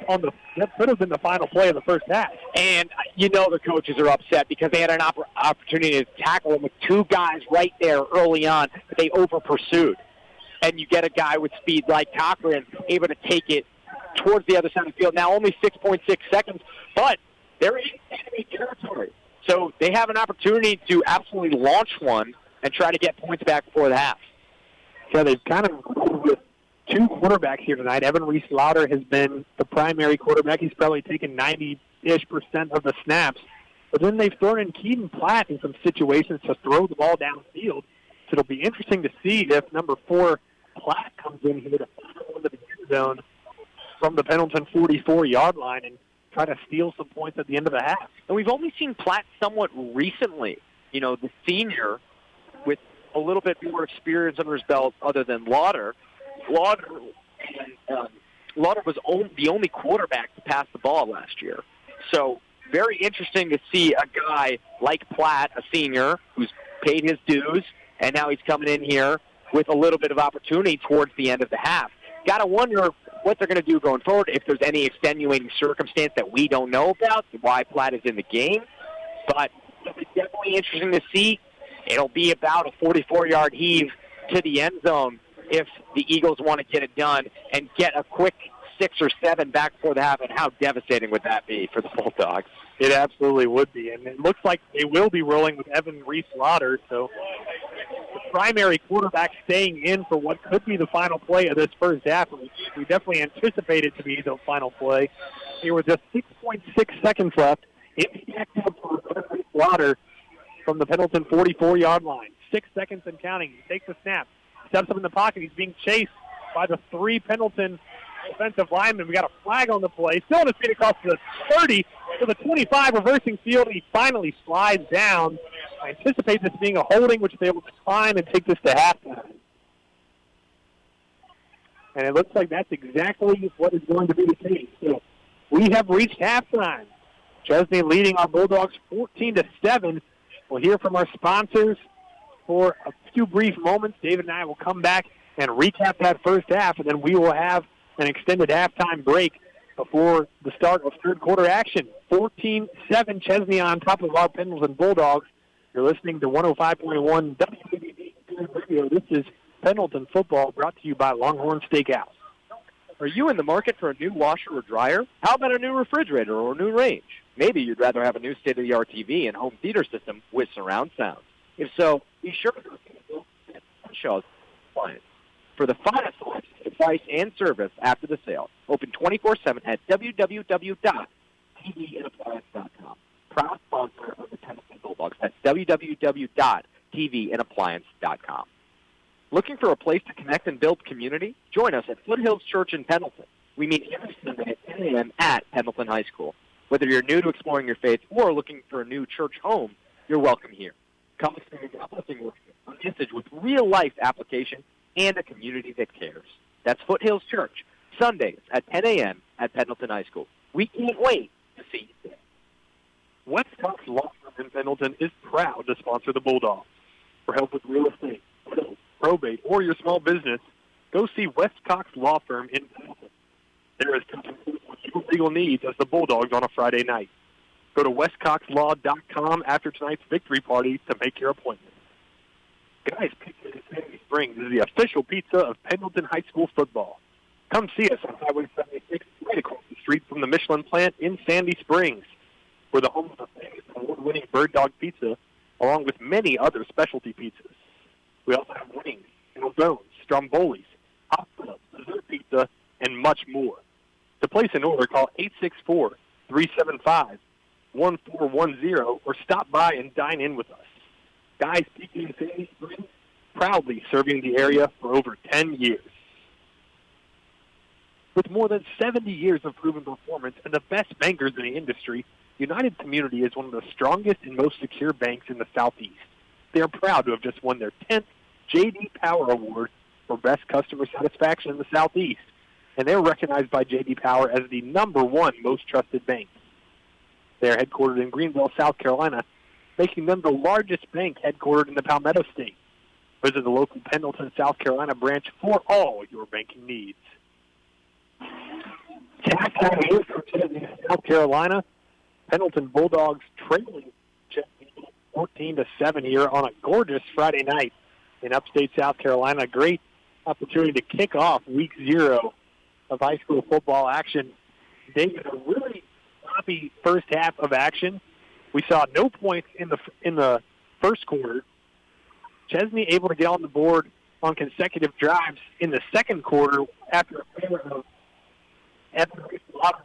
rushing touchdowns. But the Bulldogs really sloppy all the way up until about the 3-minute mark of that second quarter. And they were finally able to put together a drive and a balanced attack, both passing and running the ball. And really the spark of everything was that first Deshaun Jenkins run to the right side. Absolutely. Jenkins coming in was definitely a game changer. Both offenses have gotten significantly better since the start of the game. We've seen the first 4 possessions were 4 punts. And then Rick Bonner and company were really able to run the ball. So it's the first game of the season for both teams, right? 2A, 3A, 4A, 5A. You still got a little bit of those nerves. You still haven't seen anybody else besides maybe a scrimmage with another team where you're not really going full speed. A lot of times you're just going at it with your own guys and not really able to get super authentic looks. And, of course, it's Military Appreciation Night. So that's a lot of pressure from you want to put on a show. You want to put on a show with U.S. Army service people in attendance tonight. Just it's a beautiful day, beautiful event, beautiful cause, and there's a lot of pressure on both sides, especially with the military affiliation in the state of South Carolina. So that's a really cool aspect of it. You mentioned Jenkins, you mentioned Spear. I really loved what I saw from quarterback Jackson Allman towards the end of it, hitting his targets, and on that flea flicker. That was really creative on that reverse flea flicker play. He just nailed his target for his first passing touchdown of the season, quite possibly the first of his career. Yeah, and as you mentioned, really a household name if you've been following this Pendleton Bulldogs football program. Last year, he had a lot of games where he would rack up 70, 80, 90 yards. Well, tonight, Pendleton really has not shown the ability to run the ball between the tackles at all.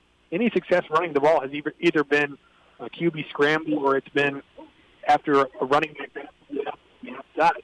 So is that something to watch for in the second half as Pendleton tries to tie this game on the opening possession of the third quarter? And how will the inability to run the ball continue to affect Pendleton in the traditional way moving forward? Ball in between the tackles definitely is going to mean that they're going to rely a little bit more on jet, on gadget, on the ability for Jackson Allman to throw the football quickly and concisely for about 3-4 yards. That way you're getting your run plays, via the bubble, via the quick stick, something like that. Spear last year against Chesnee had 80 yards on 12 carries. That's very impressive yards per carry. He also had 2 touchdowns, 1 on the ground and then 1 on a reception, 2 catches for 26 yards and a touchdown last year. Spear won them that football game early, right? And they were able to tack it on towards the end and stave off the comeback attempt. But he really was huge for that game. You know that Brett Chappell in his second year is not going to let that happen again, and that's why they're keying on Spear so much. He's thinking about that last season, that was start to their season that they ended up really rectifying. They finished 6-6. They had a above 500 record going into the playoffs. That's what the Pendleton could say. So it's really interesting to see that Brett Chappell really believes in his guys. He believes that they are the better team. He believes that they have the ability to stop the talented players on Pendleton's offense.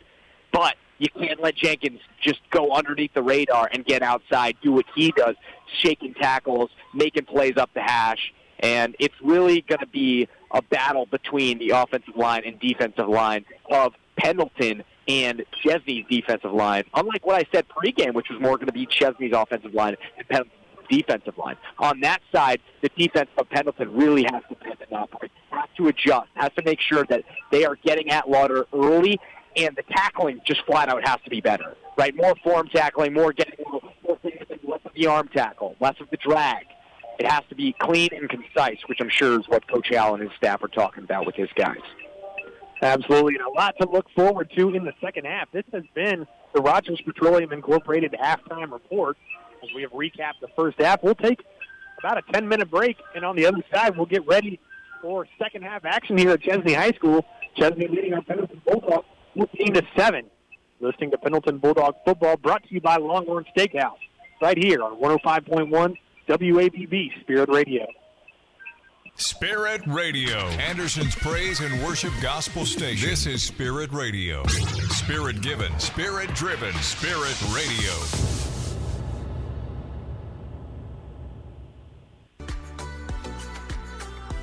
Are you looking for a caterer for your private parties and events, church, business dinner, meal prep, and more? Well, look no further. Deliciously Made by Tammy Lee has you covered. Call her today at 864-276-5306. Taste the love, savor the flavor. Electric City Signs and Neon Incorporated is a full-service sign company specializing in the manufacture, installation, and maintenance of neon, plastic, and flexible face signs. Utilizing the latest technology with our in-house computer CNC cutting department, we are able to ensure the quality and appearance of each custom sign we produce. Our design department will help you customize your sign, or if you prefer, reproducing your existing individual or corporate logo. Our company pledge is to produce a quality product and to provide the best possible service to all of our customers. We hope you will consider our company for all of your signage needs. We look forward to hearing from you. Contact Dexter Rucker at 864-516-9177 or Dexter at electricitysigns.com.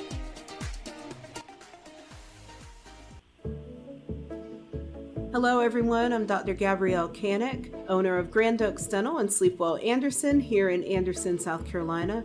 And I'm a dentist, which means I work to prevent and treat oral diseases. But as dentists, we're also concerned about your general health as well. Did you know that the mouth is the gateway to the body, and one aspect of being healthy is having proper sleep? If you have obstructive sleep apnea, dentists such as myself who are trained in making oral appliances can work with physicians and other medical professionals to manage your condition. Why do our patients come to see us? We're compassionate, we're friendly, we have a family-oriented atmosphere, and we're taking new patients. So if you don't have insurance or do have insurance, either one is great. Call us to discuss your options. Our number is 864-224-0809. We look forward to serving you soon.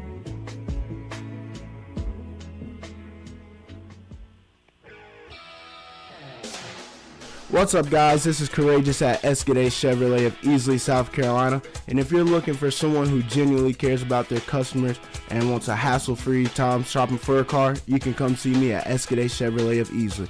Otherwise, you can contact me at Courageous Mansell, your local car buying expert. That is my Facebook handle. Or you can text CARS to 888-365-1929. That is 888-365-1929.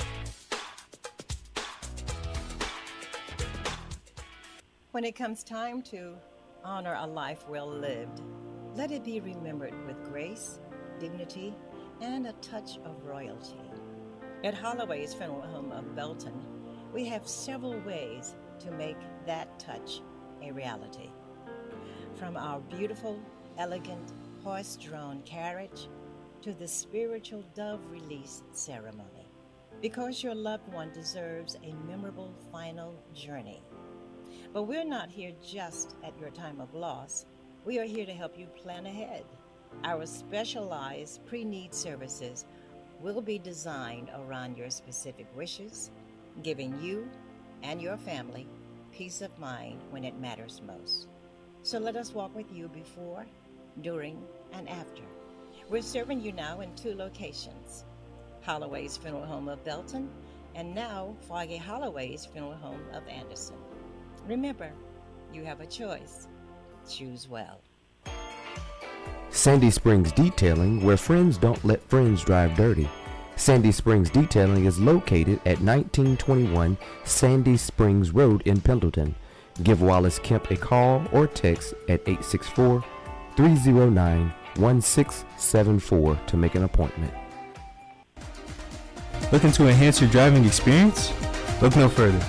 At Davis Driving Academy, we offer everything you need, from permits and driver's education courses to 4-point reductions and defensive driving classes. Our licensed, insured, and bonded instructors are ready to guide you every step of the way. Plus, we're proud to be called veteran-owned. Call us today at 864-965-8734. Davis Driving Academy, where your journey to safe driving begins. Greenville and surrounding area. E-Ray Promotions presents the 33rd Annual Spirit Fest. Spirit Fest 2025. Starring the legendary Shirley Caesar. And Sunday, August 31st, it's Yolanda Adams. Tasha Cobbs Leonard. Ricky Dillard and New G. Doc McKenzie. And Luther Ball. Plus American Idol winner Jamal Rippers. Plus, we've got praise and worship with Joe and Big B. Sunday, August 31st at the Bunsen Coors Wellness Arena. We got pre-show at 4:15 with Nancy and the Anointed Voices, plus the Mickens. Tickets on sale at the Bunsen Coors box office or check the web at spiritfest.co. Spirit Fest 2025. Sunday, August 31st, Labor Day Sunday at the Bunsen Coors Wellness Arena. Doors open at 4, showtime 5 p.m. Be there! Hi there. You're listening to WABB Spirit Radio, where faith, music, and community come together. But have you ever stopped to think about how this station keeps going? It's not just the music, the messages, or the microphones, it's you. And it's the generous support of our sponsors. Sponsorship is what allows WABB Spirit Radio to stay on the air to share uplifting music, thoughtful conversations, and the good news every single day. When a local business or organization sponsors us, they're doing more than marketing. They're ministering to our community. They're saying, we believe in hope, we believe in values, we believe in WABB Spirit Radio. And here's the best part. Our listeners believe in them right back. Because when a business supports Spirit Radio, they show they care about something bigger than just business. They're investing in hearts and lives and in faith. So the next time you hear us thank a sponsor, maybe say a prayer for them and consider supporting their business too. And if you or your organization want to be a part of something powerful, uplifting, and lasting, we'd love to welcome you as a sponsor. Give us a call at 864-844-9089 for more details. Again, that's 864-844-9089. You're listening to WABB Spirit Given, Spirit Driven. We are Spirit Radio. Sometimes you need to get knocked down before you can really figure out what your fight is and how you need to fight it. Sometimes you need to feel the pain and sting of defeat to activate the real passion and purpose that God predestined inside of you. God says in Jeremiah, I know the plans I have for you. Plans to prosper you and not to harm you. Plans to give you hope and a future. Hear me well on this day. This day when you have reached the hilltop and you are deciding on next jobs, next steps, careers, further education. You would rather find purpose than a job or a career. Purpose crosses disciplines. Purpose is an essential element of you. It is the reason you are on the planet at this particular time in history. Your very existence is wrapped up in the things you are here to fulfill. Whatever you choose for a career path, remember the struggles along the way are only meant to shape you for your purpose. When God has something for you, it doesn't matter who stands against it. If it's meant for you, God will move someone that's holding you back away from a door and put someone Spirit Radio. Stay for a while and feel the encouragement. Feel the love. Feel the spirit. Spirit given, spirit driven, Spirit Radio. Samuel Goodrow, David Poley back with you here from Chesnee High School, where the Chesnee Eagles lead our Pendleton Bulldogs 14-7 here at halftime. We are getting close to the kickoff of third quarter action. The Bulldogs will be receiving the opening kick of the third quarter, trailing by just a touchdown after scoring their lone touchdown of the game on their previous drive. That was a touchdown that came with some trickeration, a double reversed flea flicker that came back from the hands of Allman, which he fired over the middle to Mellow Mattress for the score. Bulldogs looking to build on that momentum here as we move into the second half. It'll be really big for Pendleton to receive the football to start this second half. They got something going there towards the end with a beautiful 3-minute drive. Now, Allman has some confidence. Allman's seen something go through the net. Allman has executed pass plays short, medium, and long. He's executed with his legs. The running backs are refreshed. The Pendleton offense has no excuse now to put together a competent drive. Even if it doesn't end up in a score, they need to put together a competent drive. Take something away from this Chesnee defense. Wear them out and stay in it as long as they can. One thing to note, this is probably an inexperienced Jackson Allman, potentially making his first career start in high school football. And one thing I noticed coming off the field was Coach Howe was showing him something on the iPad.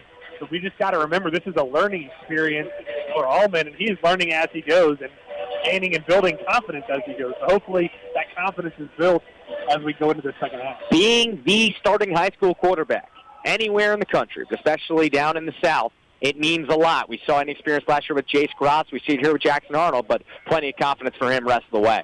The kick is away. It is fielded by Jace Harrison Whitner across the 30, and a good return to the 33-yard line. And so on the left hash, going from our right to left, Pendleton will have it for their first drive of this second half. We talked a lot about the run game, how the run game has been more Jenkins on the outside than it has been Spear on the inside. They've tried to go with the Spear, and when Spear tries to break it out, there's usually a linebacker there to meet him one-on-one, and he hasn't been able to win a lot of those matchups. You got to wonder if they started off with Spear here and give him some blocks. The offensive line hasn't been great at making space inside so far, but they do have some experience there with guys like Eston Gant and Corday Chapman. Bulldogs starting from the left hash on their own 33-yard line, 1st and 10. Trips to the left, Mellow Mattress all by himself to the right. Allman takes a snap, will hand it off up the middle to Spear. Spear hesitates and then plows forward for a gain of 2 yards. Hobbling off the field on 1 foot is the defensive lineman Kai Coleman before this 2nd down and 8 play. Great block there by number 77, Jaden Wilson, the left tackle. He makes some space there, something out of nothing at least. A tight space to start, but Spear did a great job of getting positive yardage. Bringing up 2nd and 8 from their own 35 for the Bulldogs. This time more toward the middle of the field. Doubles formation this time, and now Spear will get the handoff again on a drop play. Makes a couple guys miss. He breaks it out to the left. He could go. Great Spear down the left sideline. One man to beat, and he's dragged down inside the 5. What a huge play. Big boy run by Brace Spear on that halfback delayed draw. Great job by Spear attacking the linebacker. The offensive line gives him time to develop. The defense over pursues. He gets the linebacker, jukes him out by the 50, and then he's got speed. He's got size, but he's also got speed that he takes all the way down to the left side before being finally drugged down inside the 10. Really awesome to see here. Could be a quick scoring drive. Exactly what you need. Love to hear that coming out of halftime. 58-yard run sets up 1st and goal from the 5. They'll hand it to him yet again. This time he's going to be dragged down at the 3, actually at the 4-yard line. It'll bring up 2nd and goal from the 4 as Spear tries to catch his breath after that long run. Time to huddle up, let the play go, but I'd like to see them give it to Spear here again. That big run got them here. He deserves that touchdown, and it's very smart to keep the ball on the ground in this short yardage situation. Same personnel for the ball. Allman takes a snap, looking to fire a fade into the back corner of the end zone, and he comes down with it. Ty Collmore absolutely mosses the corner. It is absolutely in the back left corner of the end zone. And just like that, just 93 seconds into this second half, Pendleton has the chance to tie the football game, David. Ty Collmore, number 1. Saw him a lot on defense last year. Defensive starter this year. Does a great job of just going up using vertical leap and positioning himself to kind of box down the defender towards the back corner. He had everything going in the one-on-one, and he had nothing between him and the ball. Did a great job of holding it down. And the guy who's usually at the strong safety or rover position just hauled in the first receiving touchdown of the year and the first passing touchdown for Jackson Allman. So 14-13. Pendleton has the chance to tie here with the extra point. Snap, the hold, the kick is good. We have a tough game in Chesnee, South Carolina. Going back to Collins, he wore 25 last year, played a lot of safety. I remember calling his name a lot at the beginning of the season, especially in that Keenan game at Newberry. Really made a name for himself, and now he's doing the same thing on the offensive side of the football, hauling in that jump ball for the touchdown to tie the game. Collmore, the beneficiary of multiple turnovers last season, so he has experience with the ball in his hand. He even scored a defensive touchdown last year. Had a great game against Keenan at Newberry College, as you mentioned, Sam. And he does a great job of hauling that ball in, really using his experience last season to be a weapon on both sides of the ball tonight. Well, after a frustrating first half offensively that did end in a touchdown, just got to be huge for the Pendleton Bulldogs sideline to get a touchdown in 1 minute and 33 seconds, just like that. Just a 5-play drive, David, before they got into the end zone and tied the game. And now going back to Cahaly, you see a little more moxie on that Bulldog sideline. Everyone moving around with a little more pep in it. It looks like Coach Howell is giving a pep talk over there as well. So hopefully the defense can capitalize on some of this momentum that the offense has just all of a sudden created and kind of shocked this place. And, you know, the Eagles are feeling the pressure as well now. They now have to go out there and prove it. They might be a little shaky. What happens once you get hit in the mouth? You got to respond. Is away and is fielded by number 21. That is Marquez Franklin. Had a lot of running room. But a nice job limiting the damage there for the Bulldogs. He's brought down at his own 32-yard line. Great job by Dax Allen in there on the tackle.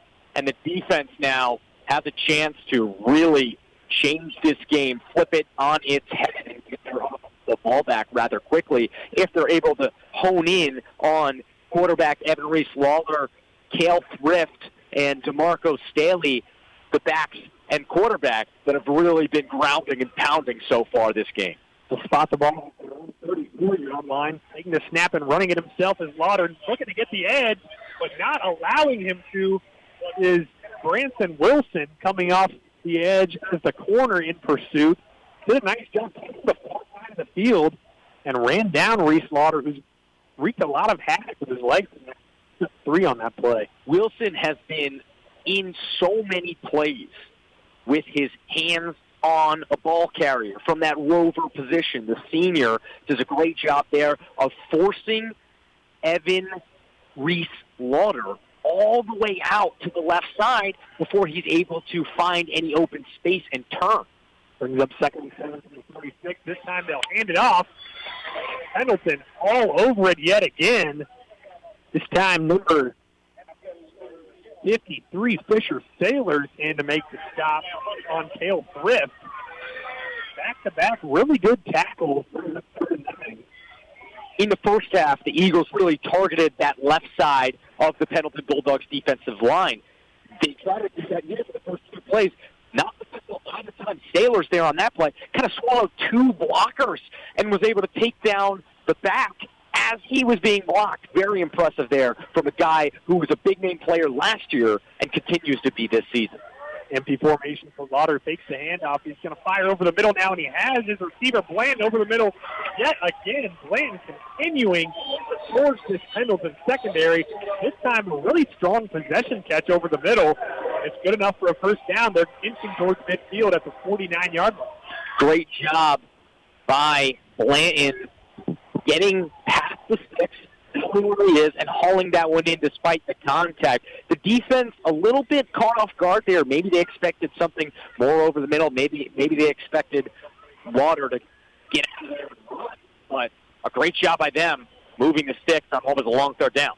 1st and 10 from their own 49. This time they'll hand it off to Blake Cochran. Cochran up the middle.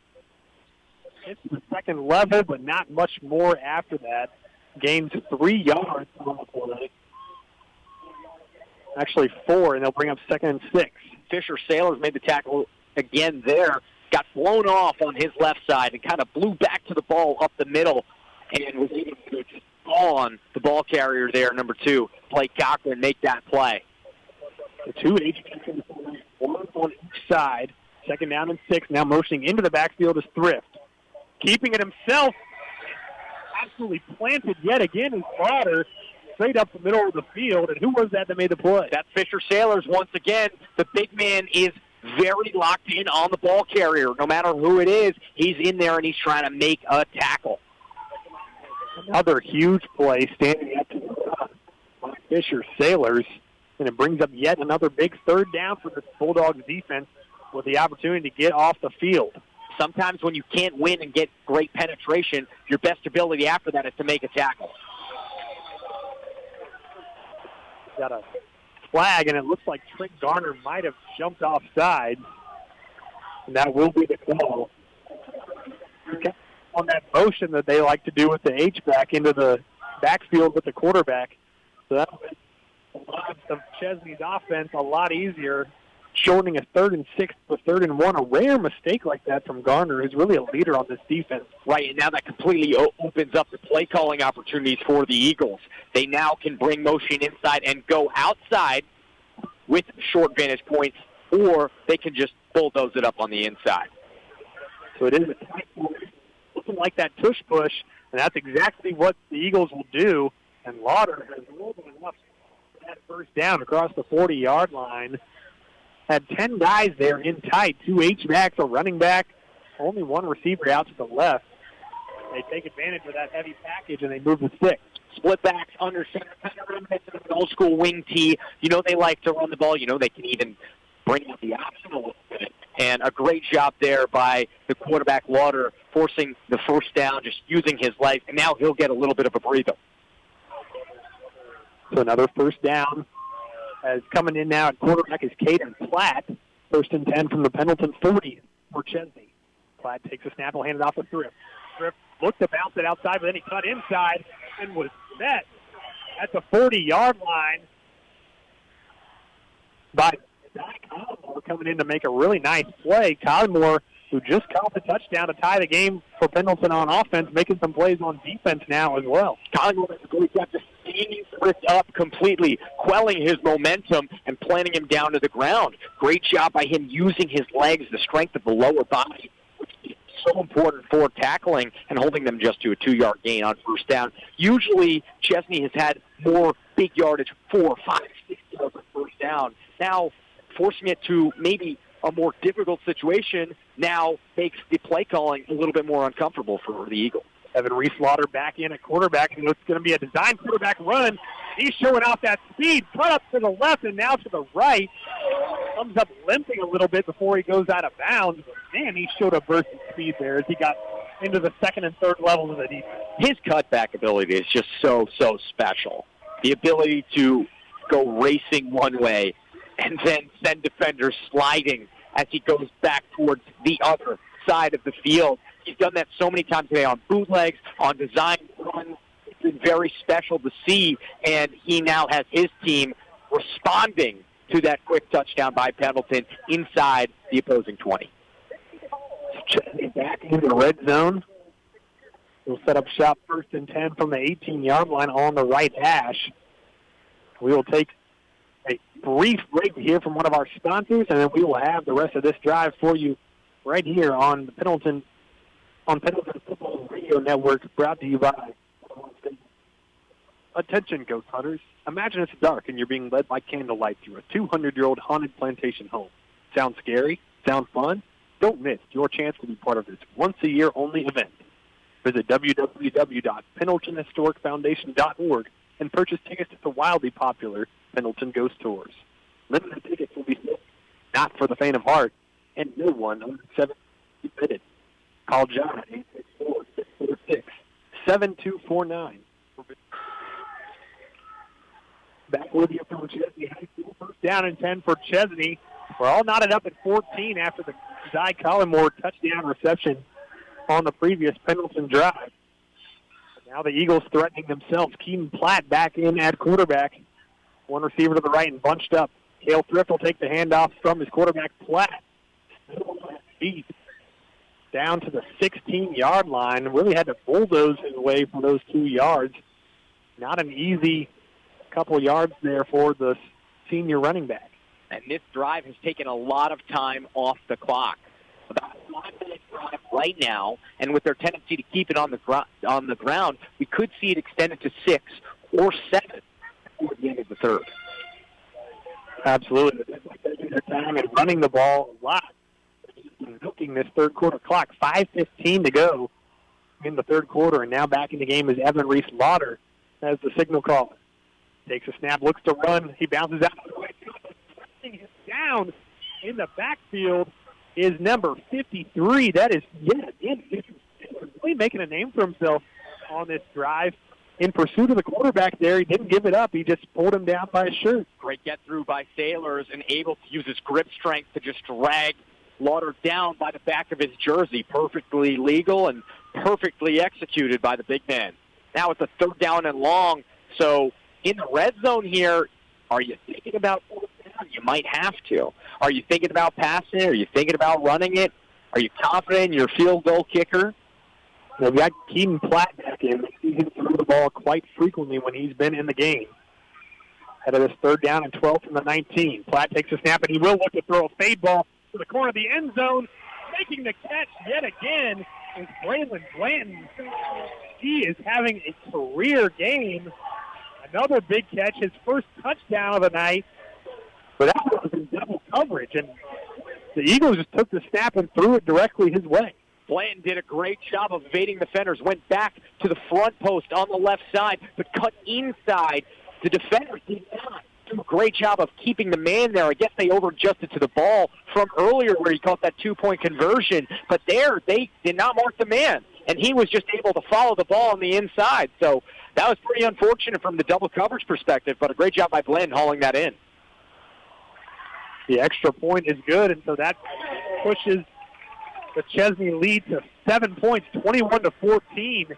After, like you mentioned, a minute and 18-second drive, really took about half of the third quarter time off just on that one drive. And now Pendleton back where it was to start this third quarter, down a touchdown.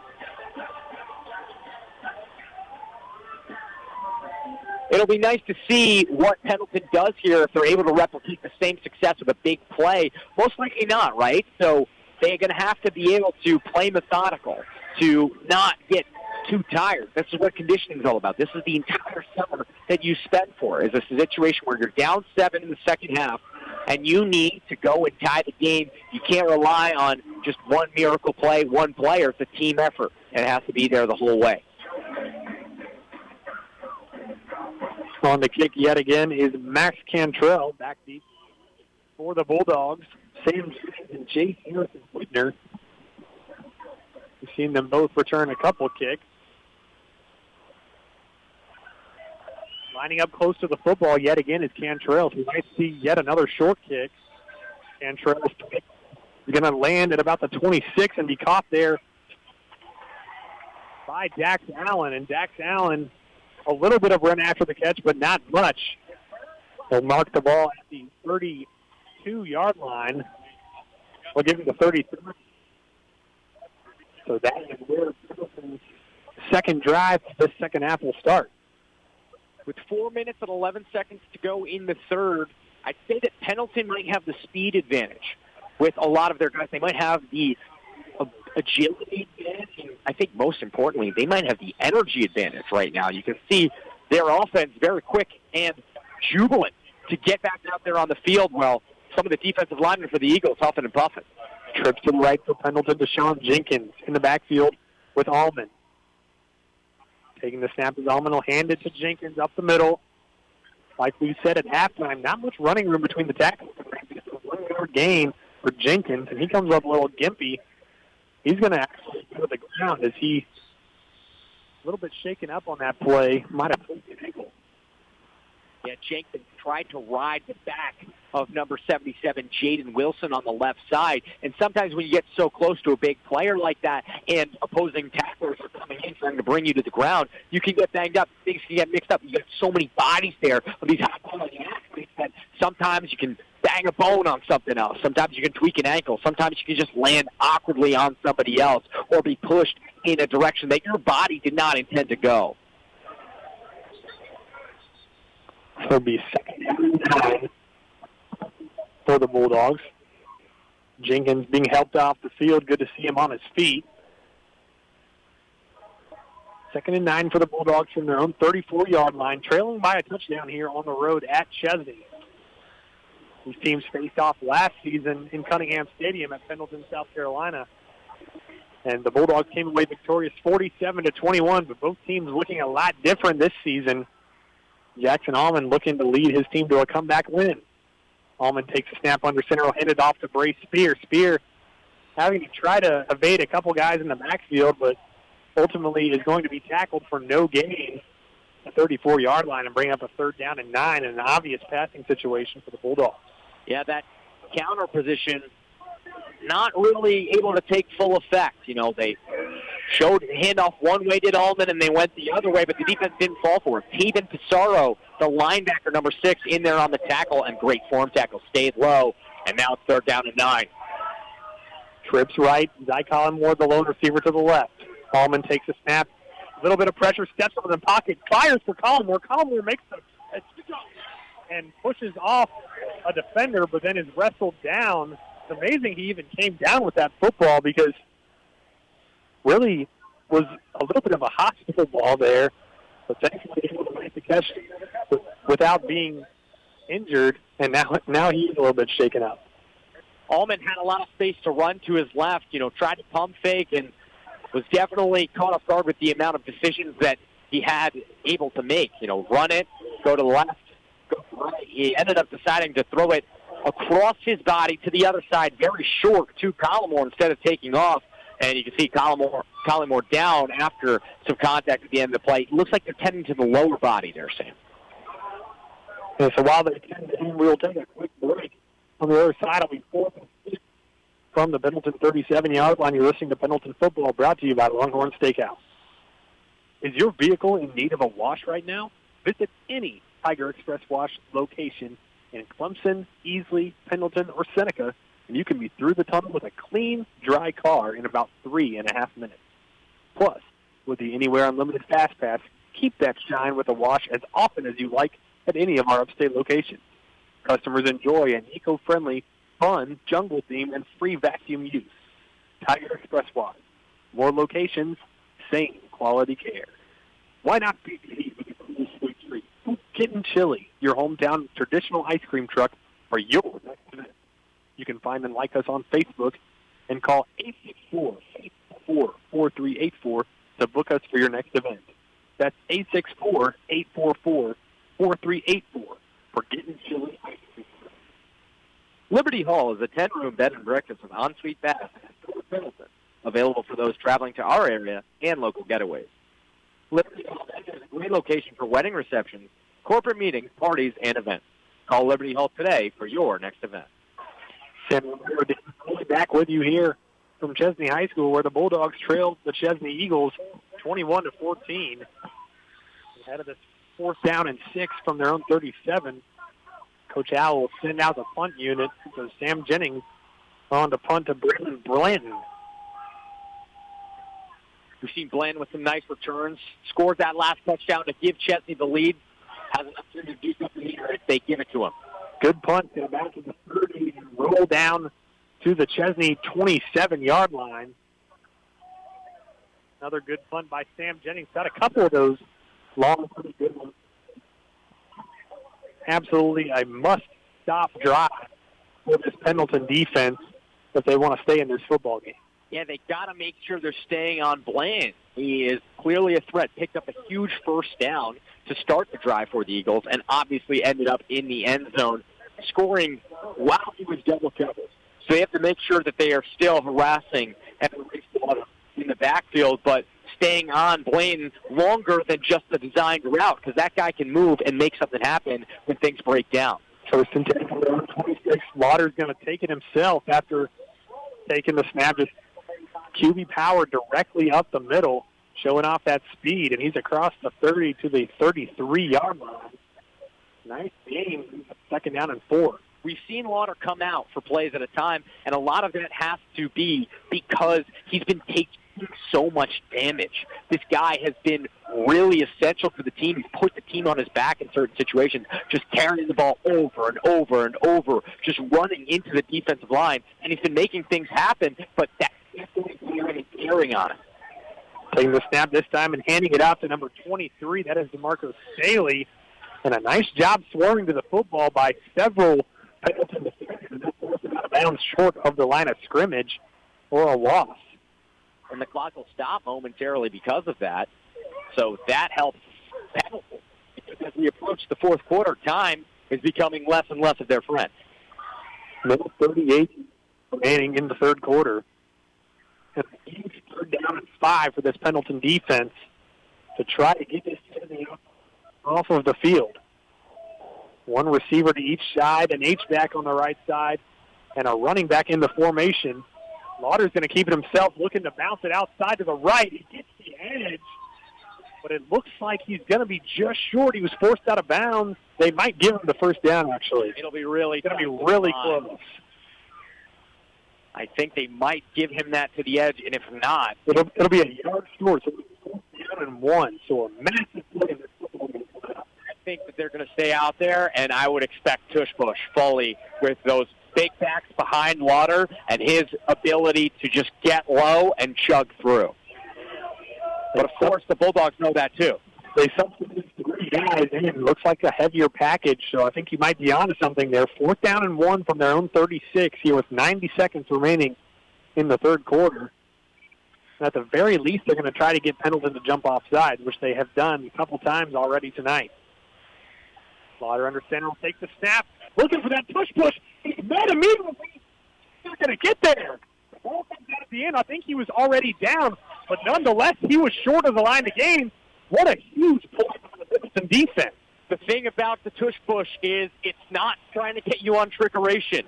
It's trying to meet you one-on-one and say our offensive line versus yours, our momentum versus yours. And there, Pendleton finally stays strong. Their first big stop of the tush push since very early on in the game when they stopped it on first down on the goal line. The ball even came out at the end. While that doesn't matter, that's got to play a little bit into the psyche of the defense now that their offense has the ball back around the 36. Wow, that's a huge play. Taking over on downs are the Bulldogs into Chesnee territory at the 36-yard line. They have an opportunity here to tie the game yet again. Allman coming out with Bray Spear joining him in the backfield. Giving some tips to Branson Wilson, the near side receiver. Got trips to the other side with Jennings and a couple other guys on the far sideline. Bray Spear joining Allman in the backfield. Allman, zone read's going to keep it himself. Now he's going to flip it out to the edge to Jennings. Jennings is spun down after one. Looks like another run pass up in there that was executed pretty well by Allman, but not much running room for Jennings to catch. Yeah, it was a good try to lead Jennings on the inside after, faking the give to Spear, rolling out to his right, having the defense collapse on him, and getting out to the bubble. But he didn't really have the space on the outside or the inside. So the hope was for him to make a play, shed a tackle, but wasn't able to do that. Gain of 1. 2nd and 9 from the 35-yard line. Hands off to Spear. Spear, a little bit of running room off the left side of that offensive line, but not able to burst ahead as it took him a little bit to get going. He had to stutter step off that left side and only is able to gain 2 yards. So it brings up 1st down and about 7. And I think they'll try to get one more play off before the end of this quarter, if not let it run down. Allman looking to the sideline, looking for the offensive line. They are getting set. 12 seconds to go in this third quarter. Switching places are Landon McMillan and Branson Wilson from right to left. 2 seconds on the clock. They get a defensive lineman to jump. No flag on the field yet, but they are huge as this third quarter comes to an end. Wow. False start, I guess, on the left guard there, but definitely a tackle, a defensive tackle moved first. That was number 50, Harrison Cannon, but I guess Pendleton's reaction to his move is what drew the penalty. Yeah, Walker Dunlap ended up on the ground there, even though there was what seemed to be a clear neutral zone infraction. And that series of events will take us into the fourth quarter. Now Pendleton will have to open the final quarter with a huge 3rd and long. So that brings us to the end of the third quarter. As David mentioned, Chesnee still leading 21-14. It's going to be a 3rd and 12 as we start the fourth quarter of action. You're listening to Pendleton Bulldog football right here on WABB Spirit Radio. Looking for a place to connect and build community? Join us at Foothills Church in Pendleton. We meet every Sunday at 10 a.m. at Pendleton High School. Whether you're new to exploring your faith or looking for a new church home, you're welcome here. Hosting worship, a message with real-life application, and a community that cares. That's Foothills Church, Sundays at 10 a.m. at Pendleton High School. We can't wait to see you there. West Cox Law Firm is proud to sponsor the Bulldogs. For help with real estate, wills, probate, or your small business, go see West Cox Law Firm in Pendleton. They're as tough and quick on your legal needs as the Bulldogs on a Friday night. Go to westcoxlaw.com after tonight's victory party to make your appointment. Guys Pizza in Sandy Springs is the official pizza of Pendleton High School football. Come see us on Highway 76 right across the street from the Michelin plant in Sandy Springs. We're the home of the famous award-winning Bird Dog Pizza, along with many other specialty pizzas. We also have wings, calzones, strombolis, hot subs, dessert pizza, and much more. To place an order, call 864-375-1410 or stop by and dine in with us. Guys Pizza in Sandy Springs, proudly serving the area for 10 years. Massive 3rd down and 12 as we start the fourth quarter of action with the Bulldogs trailing by a touchdown. 2 receivers each side for Allman. Spear joining him in the backfield. Allman takes a snap, he'll hand it off up the middle to Spear. Spear does not have much running room at all. He'll maybe gain 2 yards straight up the middle to bring up 4th and 10. You might still think about going for it, though. I think you almost have to at this point. You're in Chesnee territory. Kind of in no man's land here. So looks like the offense will remain on the field ahead of this crucial from the Chesnee 36. I could see the possibility of a pooch kick from Jackson Allman. But double formation. Looks like they're really going to go for it. Spear to Allman's left. 4-man front for Chesnee. Coming in motion now is Wilson. Allman takes the snap. Pressure in his face. Going to have to go around to the right. Steps up in the pocket. Fires. And it's incomplete. Should have been intercepted. But there is a flag. He hit him early.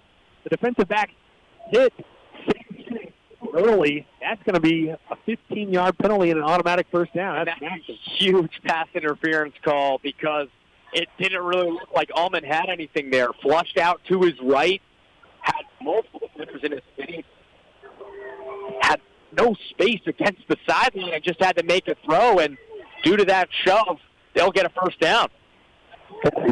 Absolutely massive for the Bulldogs here. So let's go from being dead to right on the 4th and 10 play to now all of a sudden you have a first down. Getting close to the red zone. A second chance at life, and now the clock keeps ticking.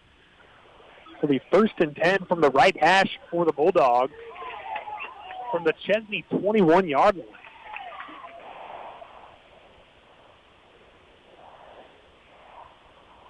So hopefully the Bulldogs able to capitalize on the second chance they've been given on this drive. come out in a pistol formation. 2 receivers to the left, 1 to the right.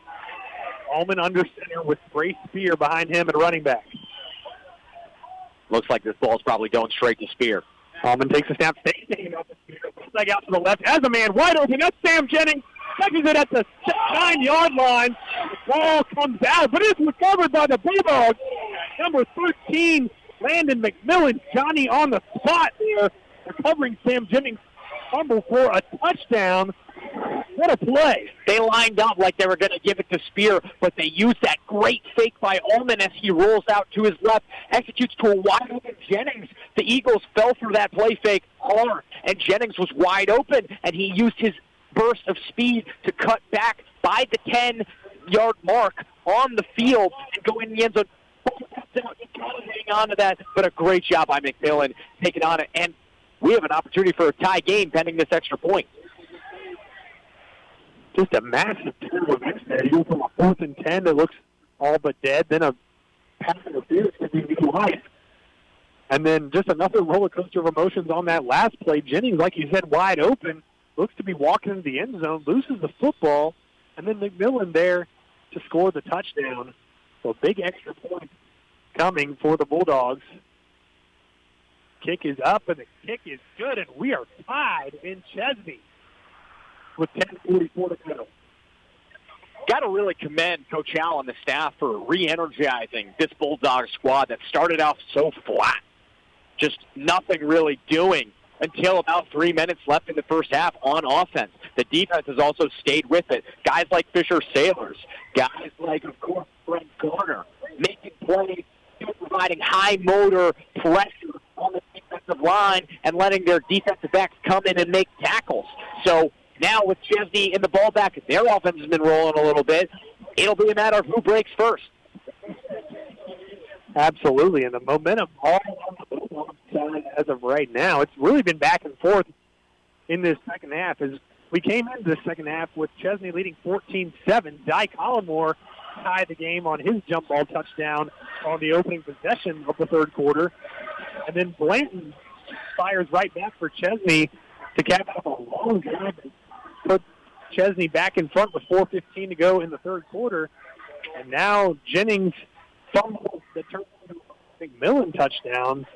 It's been an absolute roller coaster. The momentum going back and forth. Now Pendleton set to kick it away to Chesnee yet again. Great job by McMillan, the junior wide receiver, just being there, and that'll definitely do wonders for his playing time the rest of the season. Takes it away. It'll be fielded by Marquez Franklin, looking to revert. Drag special teams unit. That's a 16-yard line. That is some good kickoff coverage. And there to make the play was Jace Harrison Whitner. A ton of players down there quick. He tried to reverse his field and ran backwards, which is the hugest no-no ever when you're a ball carrier, especially on kick return. That's got to definitely help the defense.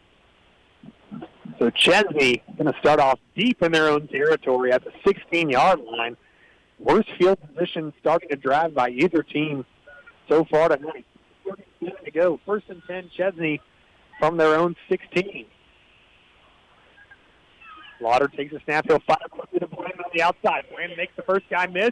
But then right there to pick up his teammate is number 11, Calhoun Mize. He's going to miss the tackle on the outside. Mize, the senior, was a huge player on defense last year for the Bulldogs. Him and Dax Allen really stalwarts among other injuries in the linebacking and secondary core. Does a great job of backing up his brother there on defense and holding the dangerous Raylan Blanton to just a 2-yard gain. Michael Dixon, Pendleton defensive lineman, shaking up on the play. Looks like he's dealing with some cramps.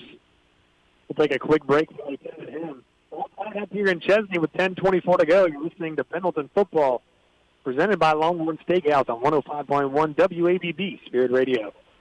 Attention, ghost hunters. Imagine it's dark and you're being led by candlelight through a 200-year-old haunted plantation home. Sounds scary? Sounds fun? Don't miss your chance to be part of this once-a-year only event.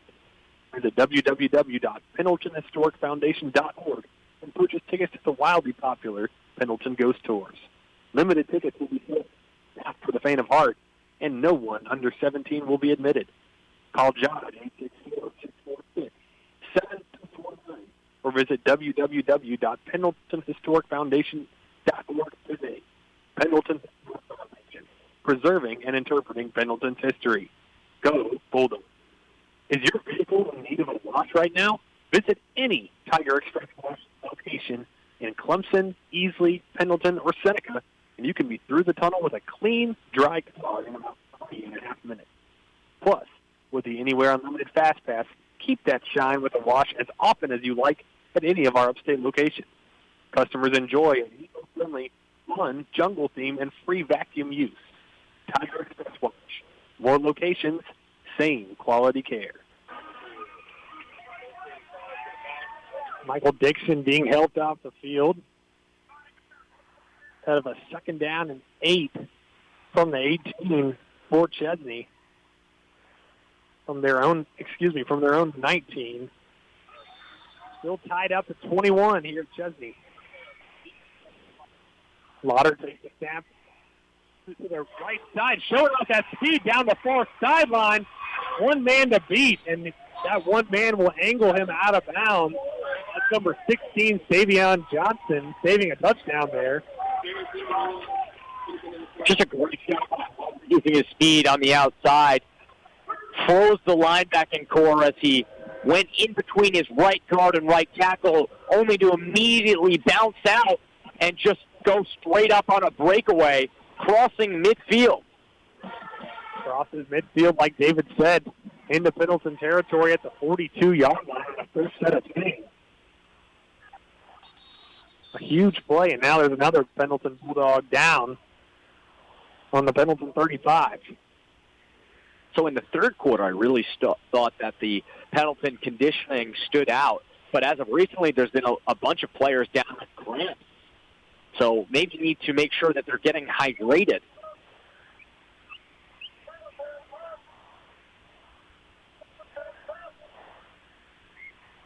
While he is doing a break, 10:08 to go in the fourth quarter of action. Chesnee 21, Pendleton 21. Don't go anywhere, folks.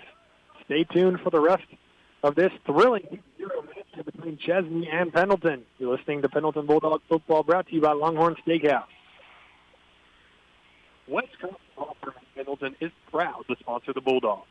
For help with real estate, will, probate, or your small business, go see West Cox Law Firm in Pendleton. They're as tough and quick on your legal needs as the Bulldogs on a Friday night. Go to westcoxlaw.com after tonight's victory party to make your appointment. So that was number 1 Nike for being helped off the field. Certainly hope he's okay. He's made some huge plays for the Bulldogs here tonight. 10:08 remaining in the fourth quarter. Chesnee looking to drive and retake the lead. They're in Pendleton territory at the 42-yard line on the right hash, 1st and 10. Lauder takes the snaps, looking to run again. A couple of arm tackles shaken off, stiff arms the defender. It's eventually going to be a huge loss until he hit late out of bounds. A late hit out of bounds is going to be called. That was terrible. Going to be a late hit out of bounds, and a Bulldog is shaken up on the play on the near sideline yet again. So these injuries really piling up with this Bulldog defense. Yeah, and that flag detrimental to the cause of the Bulldogs because they had bouncing back. He was breaking tackles, but he was going the absolute wrong direction. So at the end there, Branson Wilson trying to come in on it, and I don't know if it was him who made the late hit, but he is on the ground at the 50-yard line once again, another Bulldog injured. And it looks like it'll be a game-changing play off the penalty for the Eagles as they try to regain the lead. Really no need for that extra shove out of bounds in that situation. Probably just a case of some adrenaline wanting to finish the play. Well, sure, because he's been bouncing up. You haven't been able to get him down. You just get angrier, and you're letting the emotions get the best of him, which can't happen in that situation. So it negates what would have been a loss of 7 yards, and instead it's going to bring the ball all the way up to the 34-yard line of Pendleton. So it'll be a fresh set of chains now for Chesnee at the Pendleton 34. And Wilson will come off, which means Pendleton will lose their player who's been involved in the most tackling situations.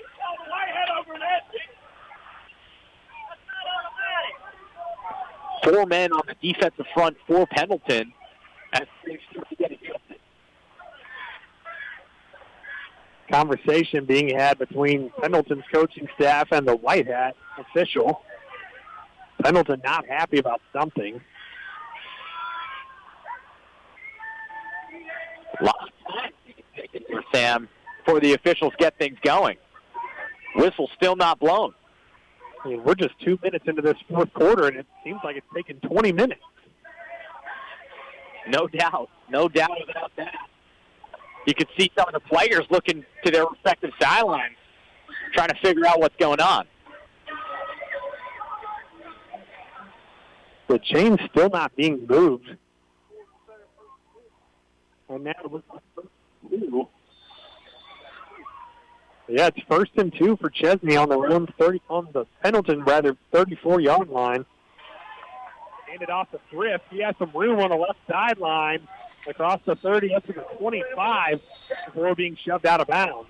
And they line up with that 2 H-back set to the left, Thrift to the right of Walter. And Thrift does a great job of getting left and then cutting back inside. Great job by the wide receiver blocking. And he's over 30 yards on the night. Another first down for Chesnee.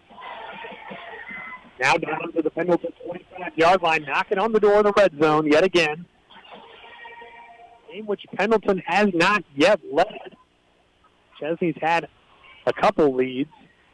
Had 2 tries as well, including right now. Clock stopped momentarily. Not the fourth. Lauder takes a snap. He'll hand it off this time to Cochran. Cochran looking to get going over the middle. Gains a couple yards. That's all. Brings up second down. And I don't think time is really on the side of either team at this moment, especially with the ball still on the outside of the 20 for the Eagles. There could be a fourth-down situation. There could be a field goal attempt. It's an area of uncertainty and an area of maximum effort. Second and 10, 22 for Chesnee. Lauder takes the snap, takes the handoff to Thrift. Still taking himself down the left sideline. Still running down the sideline inside the 10. And finally forced out of bounds at about the 8-yard line. Lauder continuing to show off that game-changing speed as he's looking to put the Eagles back out in front. And his blocking has been just phenomenal. And not just blocking from the offensive line, but blocking from the skill position players. Number 6, Taven Pissarro coming out of his running back, H-back position there, getting left, and Brendan Blakey on the edge. They do a great job of sealing, and before Lauder was pushed out towards the left side, he jumped a little bit and got an extra yard. So first and goal from the 8, Keaton Platt now in at quarterback. Platt will keep it himself off the left side, still on his feet, dives into the end zone. That is a Chesnee touchdown. So the Eagles retake the lead after a methodical drive that took just a minute and 40 seconds thanks to the big plays and the penalties. What looked to be a slow game, slugfest early on, has kind of turned into an explosive fireworks show as both offenses cannot be contained by either respective defense in the second half. That drive was all due to the big plays on the ground from Evan Reese-Lauder, and the other quarterback, Caden Platt, finished it off. Can't help but think back to that late hit out of bounds call that completely changed the complexion of this drive. Extra point try is on the way. It is good. Bulldogs nearly got a hand on that one. Chesnee able to sneak it through the uprights and regain a 7-point lead here with 9:03 remaining in the contest. Chesnee fans loving what they see. They're loud right now. Maybe the loudest they've been all night. And they went up big early. So yet another swing of the momentum. It's gone back and forth between the two teams throughout this second half. And this game really dragging along at this point with all the injuries, the flags, the clock stoppages after players go out of bounds. Still 9:03 remaining. Still a lot of time left in this game.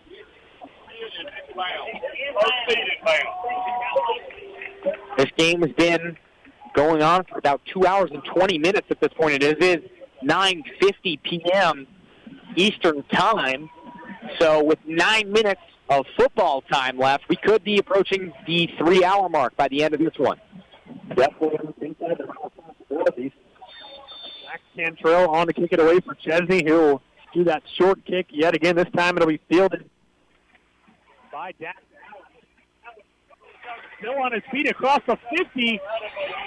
And he gets all the way to the 45-yard line of Chesnee. So really the first time that the short kick has backfired for these Chesnee Eagles. Now we have an Eagle that's shaken up and needs some attention. Looks like he's dealing with some cramps over on the far sideline. This game definitely taking a lot out of both sides. The pace switched up big time at halftime when the Bulldogs came out firing in the second half. So both sides have just been bodies to the wall ever since. And you've really seen that being applied on the conditioning with multiple Bulldogs and Eagles on the ground in these last couple of minutes. The fourth quarter is where you practice your conditioning for. So it is crucial for legs specifically of both teams not to give out from under them. Jaden Bridges, the shaken up Eagle on the play. He is jogging to the sideline under his own power. Bridges, an impact player last year for the Eagles as well. Haven't really heard his name much tonight, but an impact player in their linebacking core. So after the good return by Dax Allen on the short kick by Max Cantrell, it'll be the Bulldogs with the football starting their drive in Chesnee territory at the 44-yard line, looking to tie this game yet again. 8:53 to go in the fourth quarter. Allman takes a snap, hands it off to Sean Jenkins, looking to bounce it outside. He has no running room. It'll be a loss of 1 on the play. We'll bring up 2nd and 11. Jenkins had that really explosive run. Not really much since. Trying to get him outside and attack the Eagles, who were in nickel formation there. They had an extra defensive back out on the field playing a little wide. Not able to get anything going there thanks to the great job by the defensive lineman containing the edge. Prior to the 2nd 11, we have a false start. I believe Branson Wilson, the receiver on the near side, he got a head start. It is a false start, and it'll set the Bulldogs back 5 additional yards. Going the wrong direction on the first play plus of this drive. It'll be 2nd down, 16 from the Chesnee 49. And those extra 5 yards late in the game mean all the difference in the world. You're now at midfield practically, and you need to get to the opposing 34. Bulldogs might need to get back to their air attack here on this 2nd and long. 8:05 to go. They tried there on that play that was blown dead. They threw it short, but now Allman takes a snap, takes the hand off to Spear. Spear with a nice chip block. Allman steps up in the pocket and fires complete to number 13. That is Landon McMillan, who had the earlier touchdown on the fumble recovery. He's shoved out of bounds just shy of the 40 at the 46. It brings up 3rd and 8 for the Bulldogs. McMillan's first catch of the day, not his most impactful play. Pretty cool to see him in all facets of the game staying aware, but there, one of the 4 listed starting wide receivers makes a big play there and now puts them into 3rd down and 8 inside the original sticks. 3rd and 8, 2 receivers to the left, 1 to the right with the tight end in the formation. Allman takes the snap. He's pressured immediately, evades the pressure. He's going to fire down the middle of the field. Rowland Bland with the interception. He's been a 2-way phenom in this one. He picks off Jackson Allman over the middle. And a huge play for these Chesnee Eagles. They're looking to take firm control of the football game. He hits the flex, throws the kick to the crowd, waves at the Pendleton sideline. You can tell that Braden Blanton is really feeling himself right now. And why shouldn't he? Big touchdown catch earlier, a couple of big first-down conversions now to play on the defensive side of the ball. Got to really shout out the 2-way players on this Chesnee Eagles defense. Not only Blanton, but also the backup quarterback, Caden Platt. They're playing defense there. Tough Allman there, rolling out to his left and firing back over the middle cross-body instead of going left to the wheel that maybe could have been a better shot. We've got a timeout on the field as Chesnee just all of a sudden regaining possession at the 38-yard line. 7:36 remaining. They're looking to put this game away.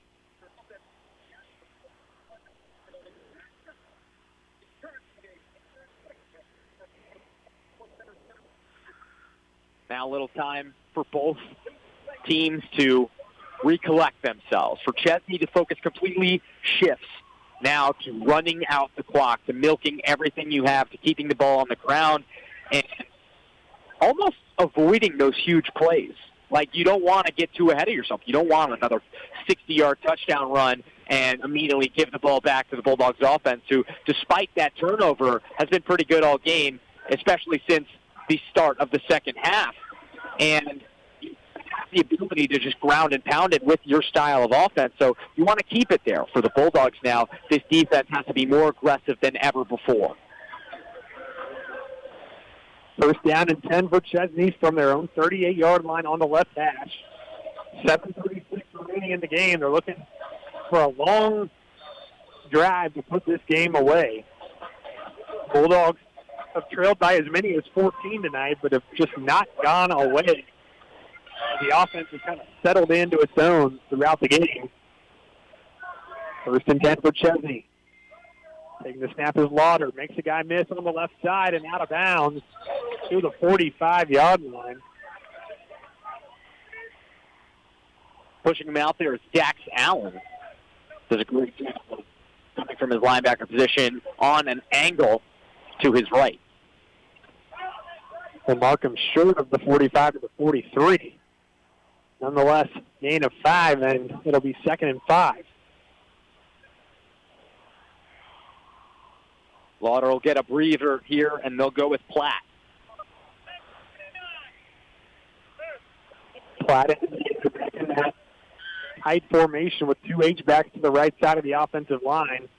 Thrift in the backfield with Platt.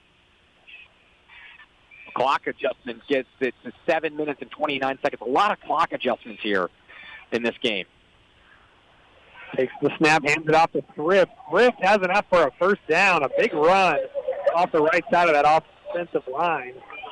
Now they're picking on that right side of the Pendleton defensive line. We saw in the first half they picked on the left side. Perfect jump by Thrift on that play. He was in line with his motion perfectly with the snap and almost acted as a direct handoff to him as he was able to just take off flying for that first down.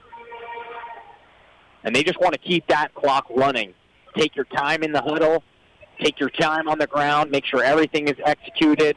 You have no pressure, but the only pressure to keep the ball in your hands and not on the ground. Back in the game now is Evan Reese-Lauder at quarterback. He and Keaton Platt have been trading places. Lauder will hand it off to Thrift yet again. Thrift into that second level yet again across the 45. They're in the territory now at the 44.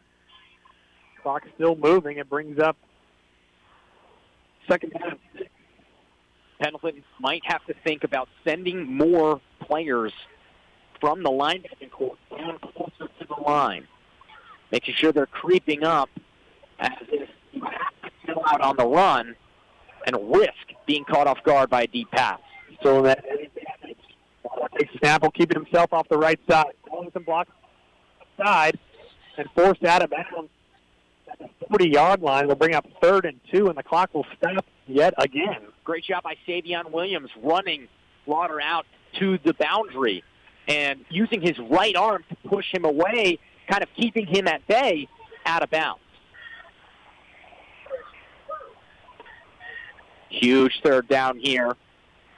2 yards, probably a little too long for that tush-push quarterback sneak with Lauder, but I wouldn't be surprised if they go with something quick up the middle in hopes of maybe using that tush-push on 4th down, taking even more time and energy out of the Pendleton Bulldog defense. Platt in the quarterback, 3rd down and 2. 2 H-back to the left this time. Platt takes the snap. He'll hand it off to Thrift. Thrift steaming forward, has enough for the first down. He's brought down at the 36 of Pendleton. 6:07 to play. offensive line is playing really tight splits, so staying close to one another and allowing them opportunity to just go up the middle as they well please off of momentum coming from the start of the play. Clock under 6 minutes to play here at Chesnee High School. Week 0 action between the Chesnee Eagles and the Pendleton Bulldogs. Chesnee leads 28-21. They have the football in Pendleton territory, looking to put the game away. Evan Reese-Lauder back in the game quarterback. Lauder will take it himself off the left side of that offensive line, finds a hole between the left tackle and the left guard, makes his way down to the 31-yard line, and Pendleton will use a timeout. So an early timeout there. Has 5:25 remaining on the clock. So you got to think they're going to still out on the hopes of a turnover. Because as the ball gets closer to the 30-yard line and thus the 20, 10, so on before you're in the end zone, you're running out of space and time. Because you're already down one full touchdown possession. So you got to field goal. You know, in high school football, you don't really want to bring the field goal unit out there unless you're super, super confident in it. So they believe Pendleton does. If they can force the Eagles to a fourth down opportunity of some kind, no matter how much time on the clock, they have an opportunity to get the ball back. Absolutely. But using that first timeout here with 5:25 remaining, you don't start getting stops now. You're going to be in a race against the scoreboard and against the clock. That would be a losing proposition for the Bulldogs here, trailing by a touchdown ahead of this second down and 5 from the 31.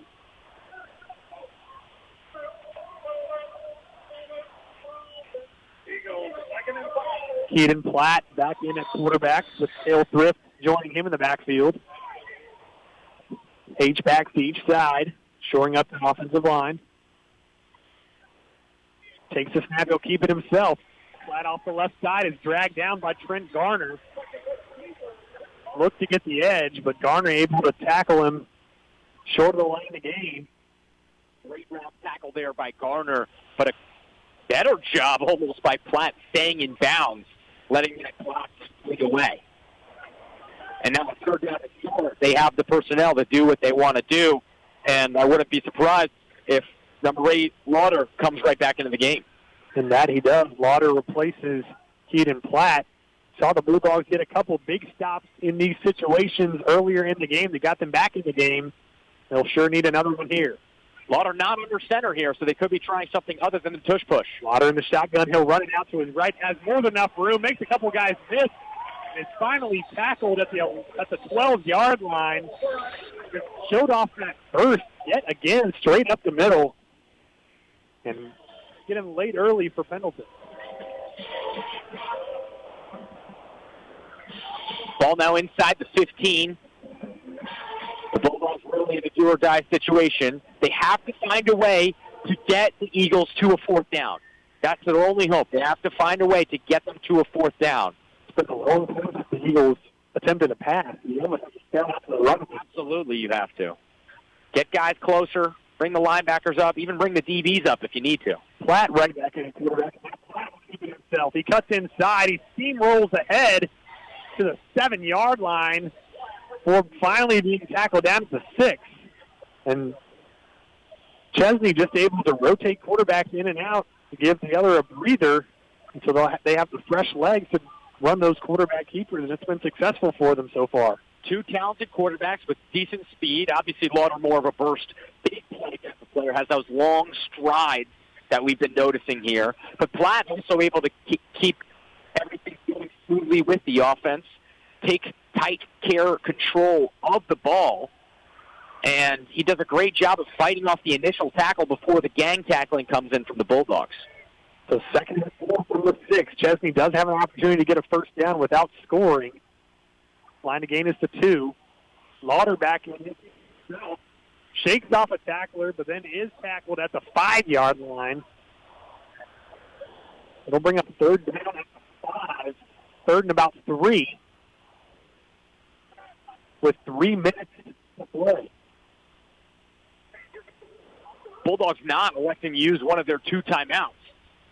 Feel like it'll be imminent if they can get a stop here for the 4th down, but they're trying to save as much of their hope as they can. Clock still rolling, 2:40 to play here with the Eagles leading by a touchdown over the Bulldogs. 3rd down and 3 rather from the 5. Platt has to run to his left. Platt, that's by step Pendleton defenders. It'll depend on the spot. He got really close to the line to gain. It'll be really close. I think they do give it to him, though. I think that last-dish effort. The field judge on the near side is saying 4th down. He holds up a closed fist. Really close. Really interesting spot here. Crucial spot. Clock still running. 2:05 and counting.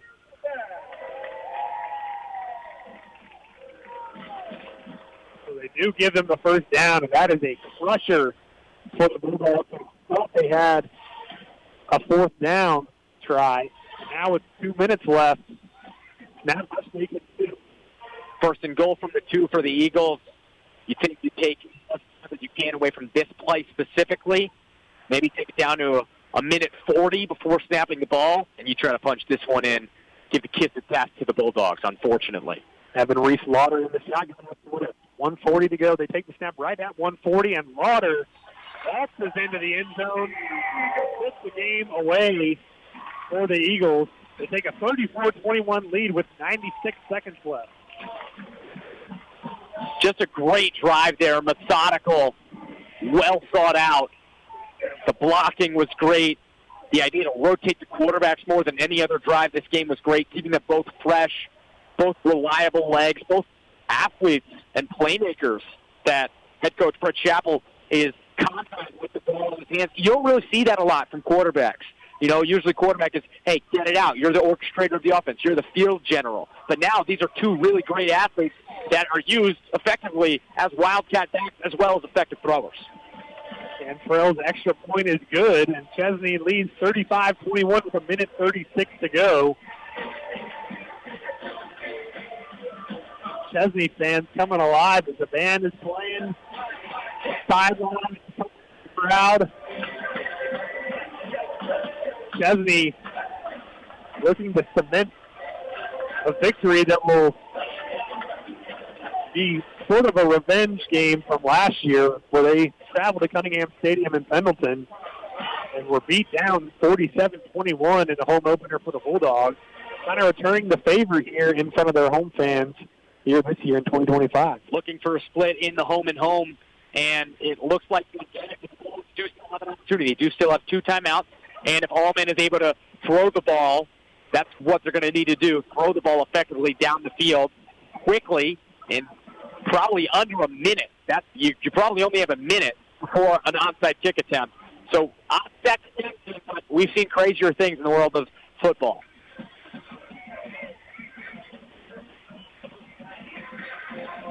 Cantrell on to kick it away for the Eagles. Minute 36 to go. Chesnee leads 35-21. Kick is away, a high kick.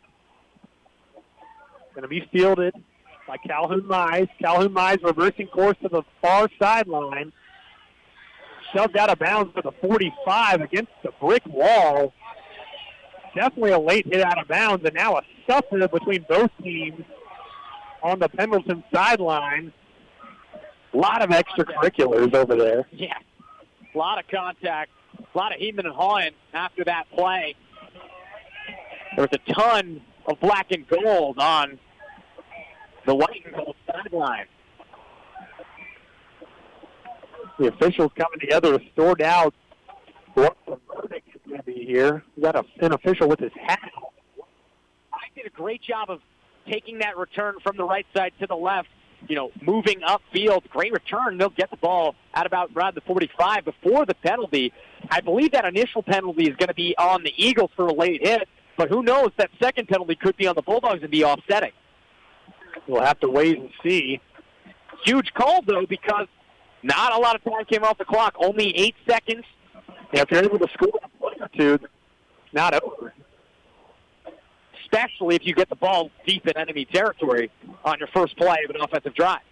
So we've got a late hit out of bounds on Chesnee, and after the play, an unsportsmanlike conduct. So that will be 30 penalty yards tacked on to the end of that play.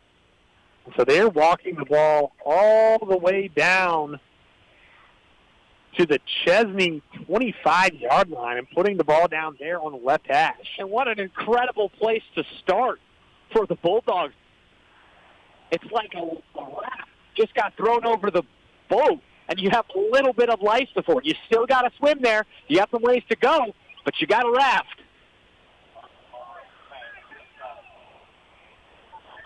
The two personal fouls tacked onto what was already a good return by Calhoun High.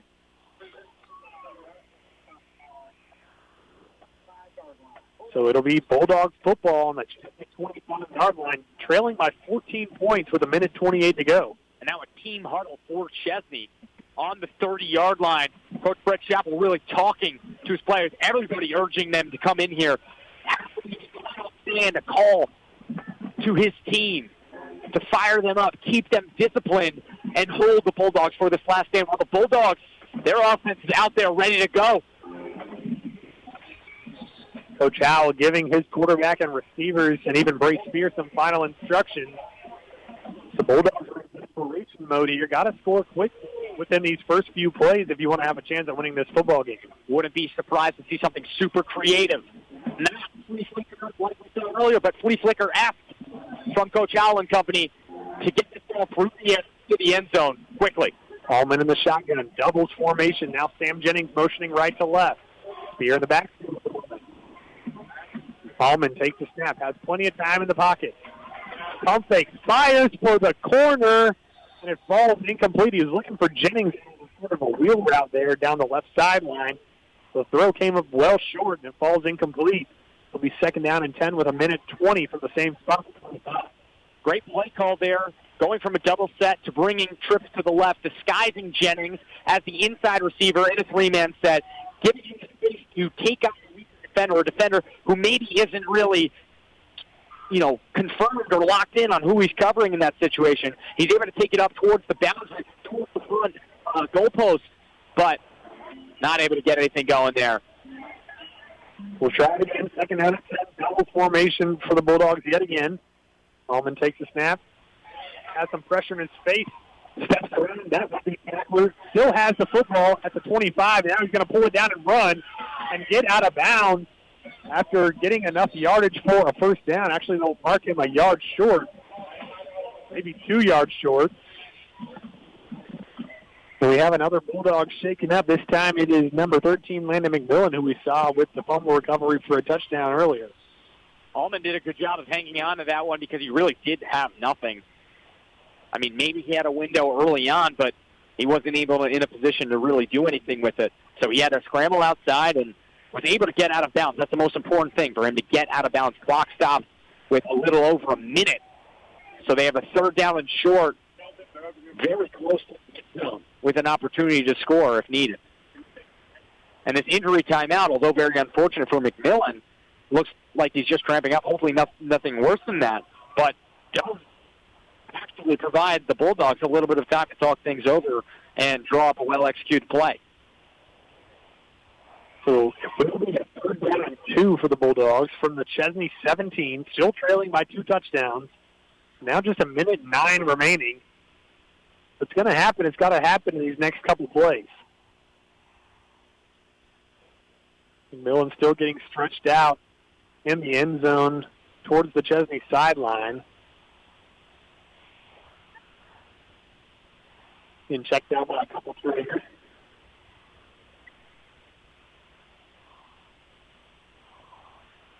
They'll sit it up. Try to bring him to his feet.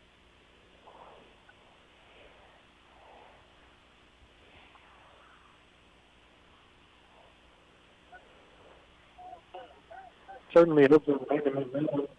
All right. Being helped out by a trainer and a Pendleton coaching staff member.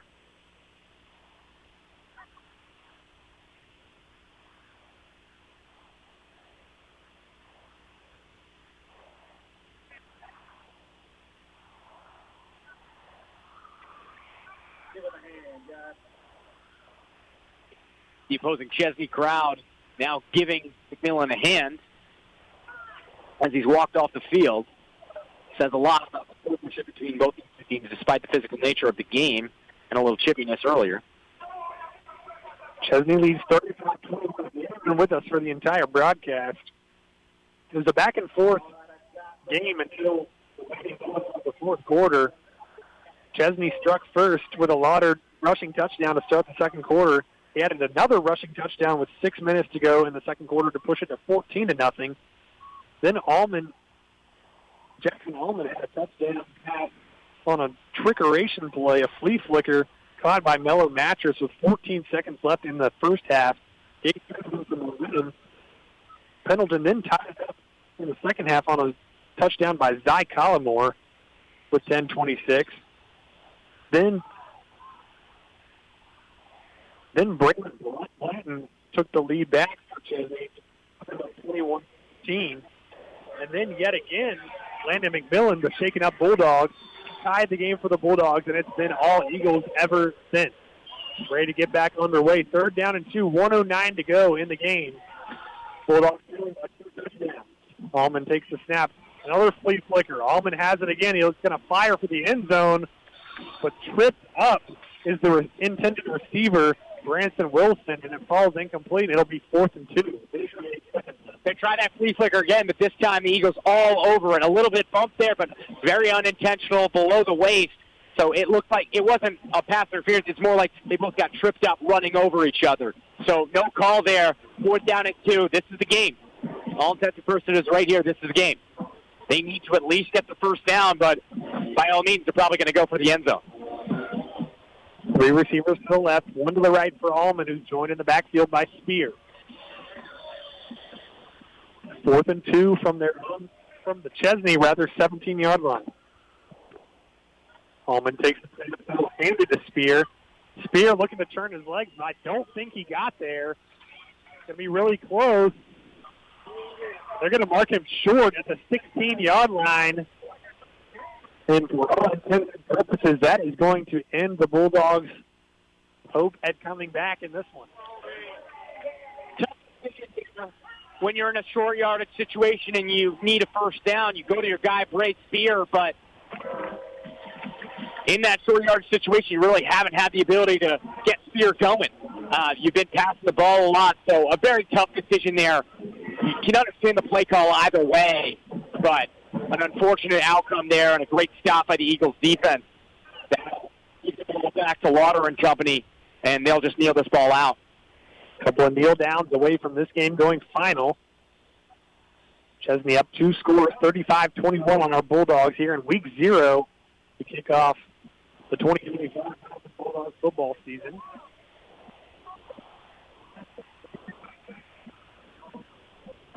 Looking ahead to next week, Chesnee playing at Broome. And for the Bulldogs, they'll be returning home to Cunningham Stadium next Friday night. We're looking forward to that one. They will be facing off Keenan, the Keenan Raiders. Keenan Raiders. We had a good game with them in Newberry last season. I believe 16-8 the final. A low-scoring game, but a really exciting one. That was on the eve of Clemson, Georgia last year. I sure remember that one. Very similar structure for the Bulldogs to last year. Open with Chesnee, go to Keenan, then you have Woodmont, Powdersville. Very similar teams that you're seeing in the last season, and those are the teams that you saw towards the beginning. So it'll be very interesting to see how the Bulldogs can handle it opposed to last year where they started off 2-0. Now they'll be starting off 0-1. Not the start that the Bulldogs were in. It's tough to win on the road in high school football and in any level of football. The first kneel down complete by Evan Reese Lauder. Just one more, and this one will go final. 40 seconds and counting coming up the clock. It's the first of 6 out of region games for the Bulldogs. They'll end the season with 4 straight region games against Walhalla, West Oak, BHP, and Crescent. So they have an opportunity to get right before pool play, but an unfortunate way to start off your season an hour and a half down the road. No doubt. A tough opening game for Jackson Holman, but did show some improvement throughout the game. That is probably one of the good signs from this game. And with that, fielding has been complete, and the final score, Chesnee 35, Pendleton 21. The Bulldogs dropped the opener on the road. I'd like to thank all of our sponsors one last time. Black Tie of Anderson, Pendleton Historic Foundation, Getting Chili Ice Cream Truck, West Cox Attorney at Law, Liberty Hall Bed and Breakfast, Foothills Community Church, Crenshaws TV and Appliances, Tiger Express Wash, United Community Bank.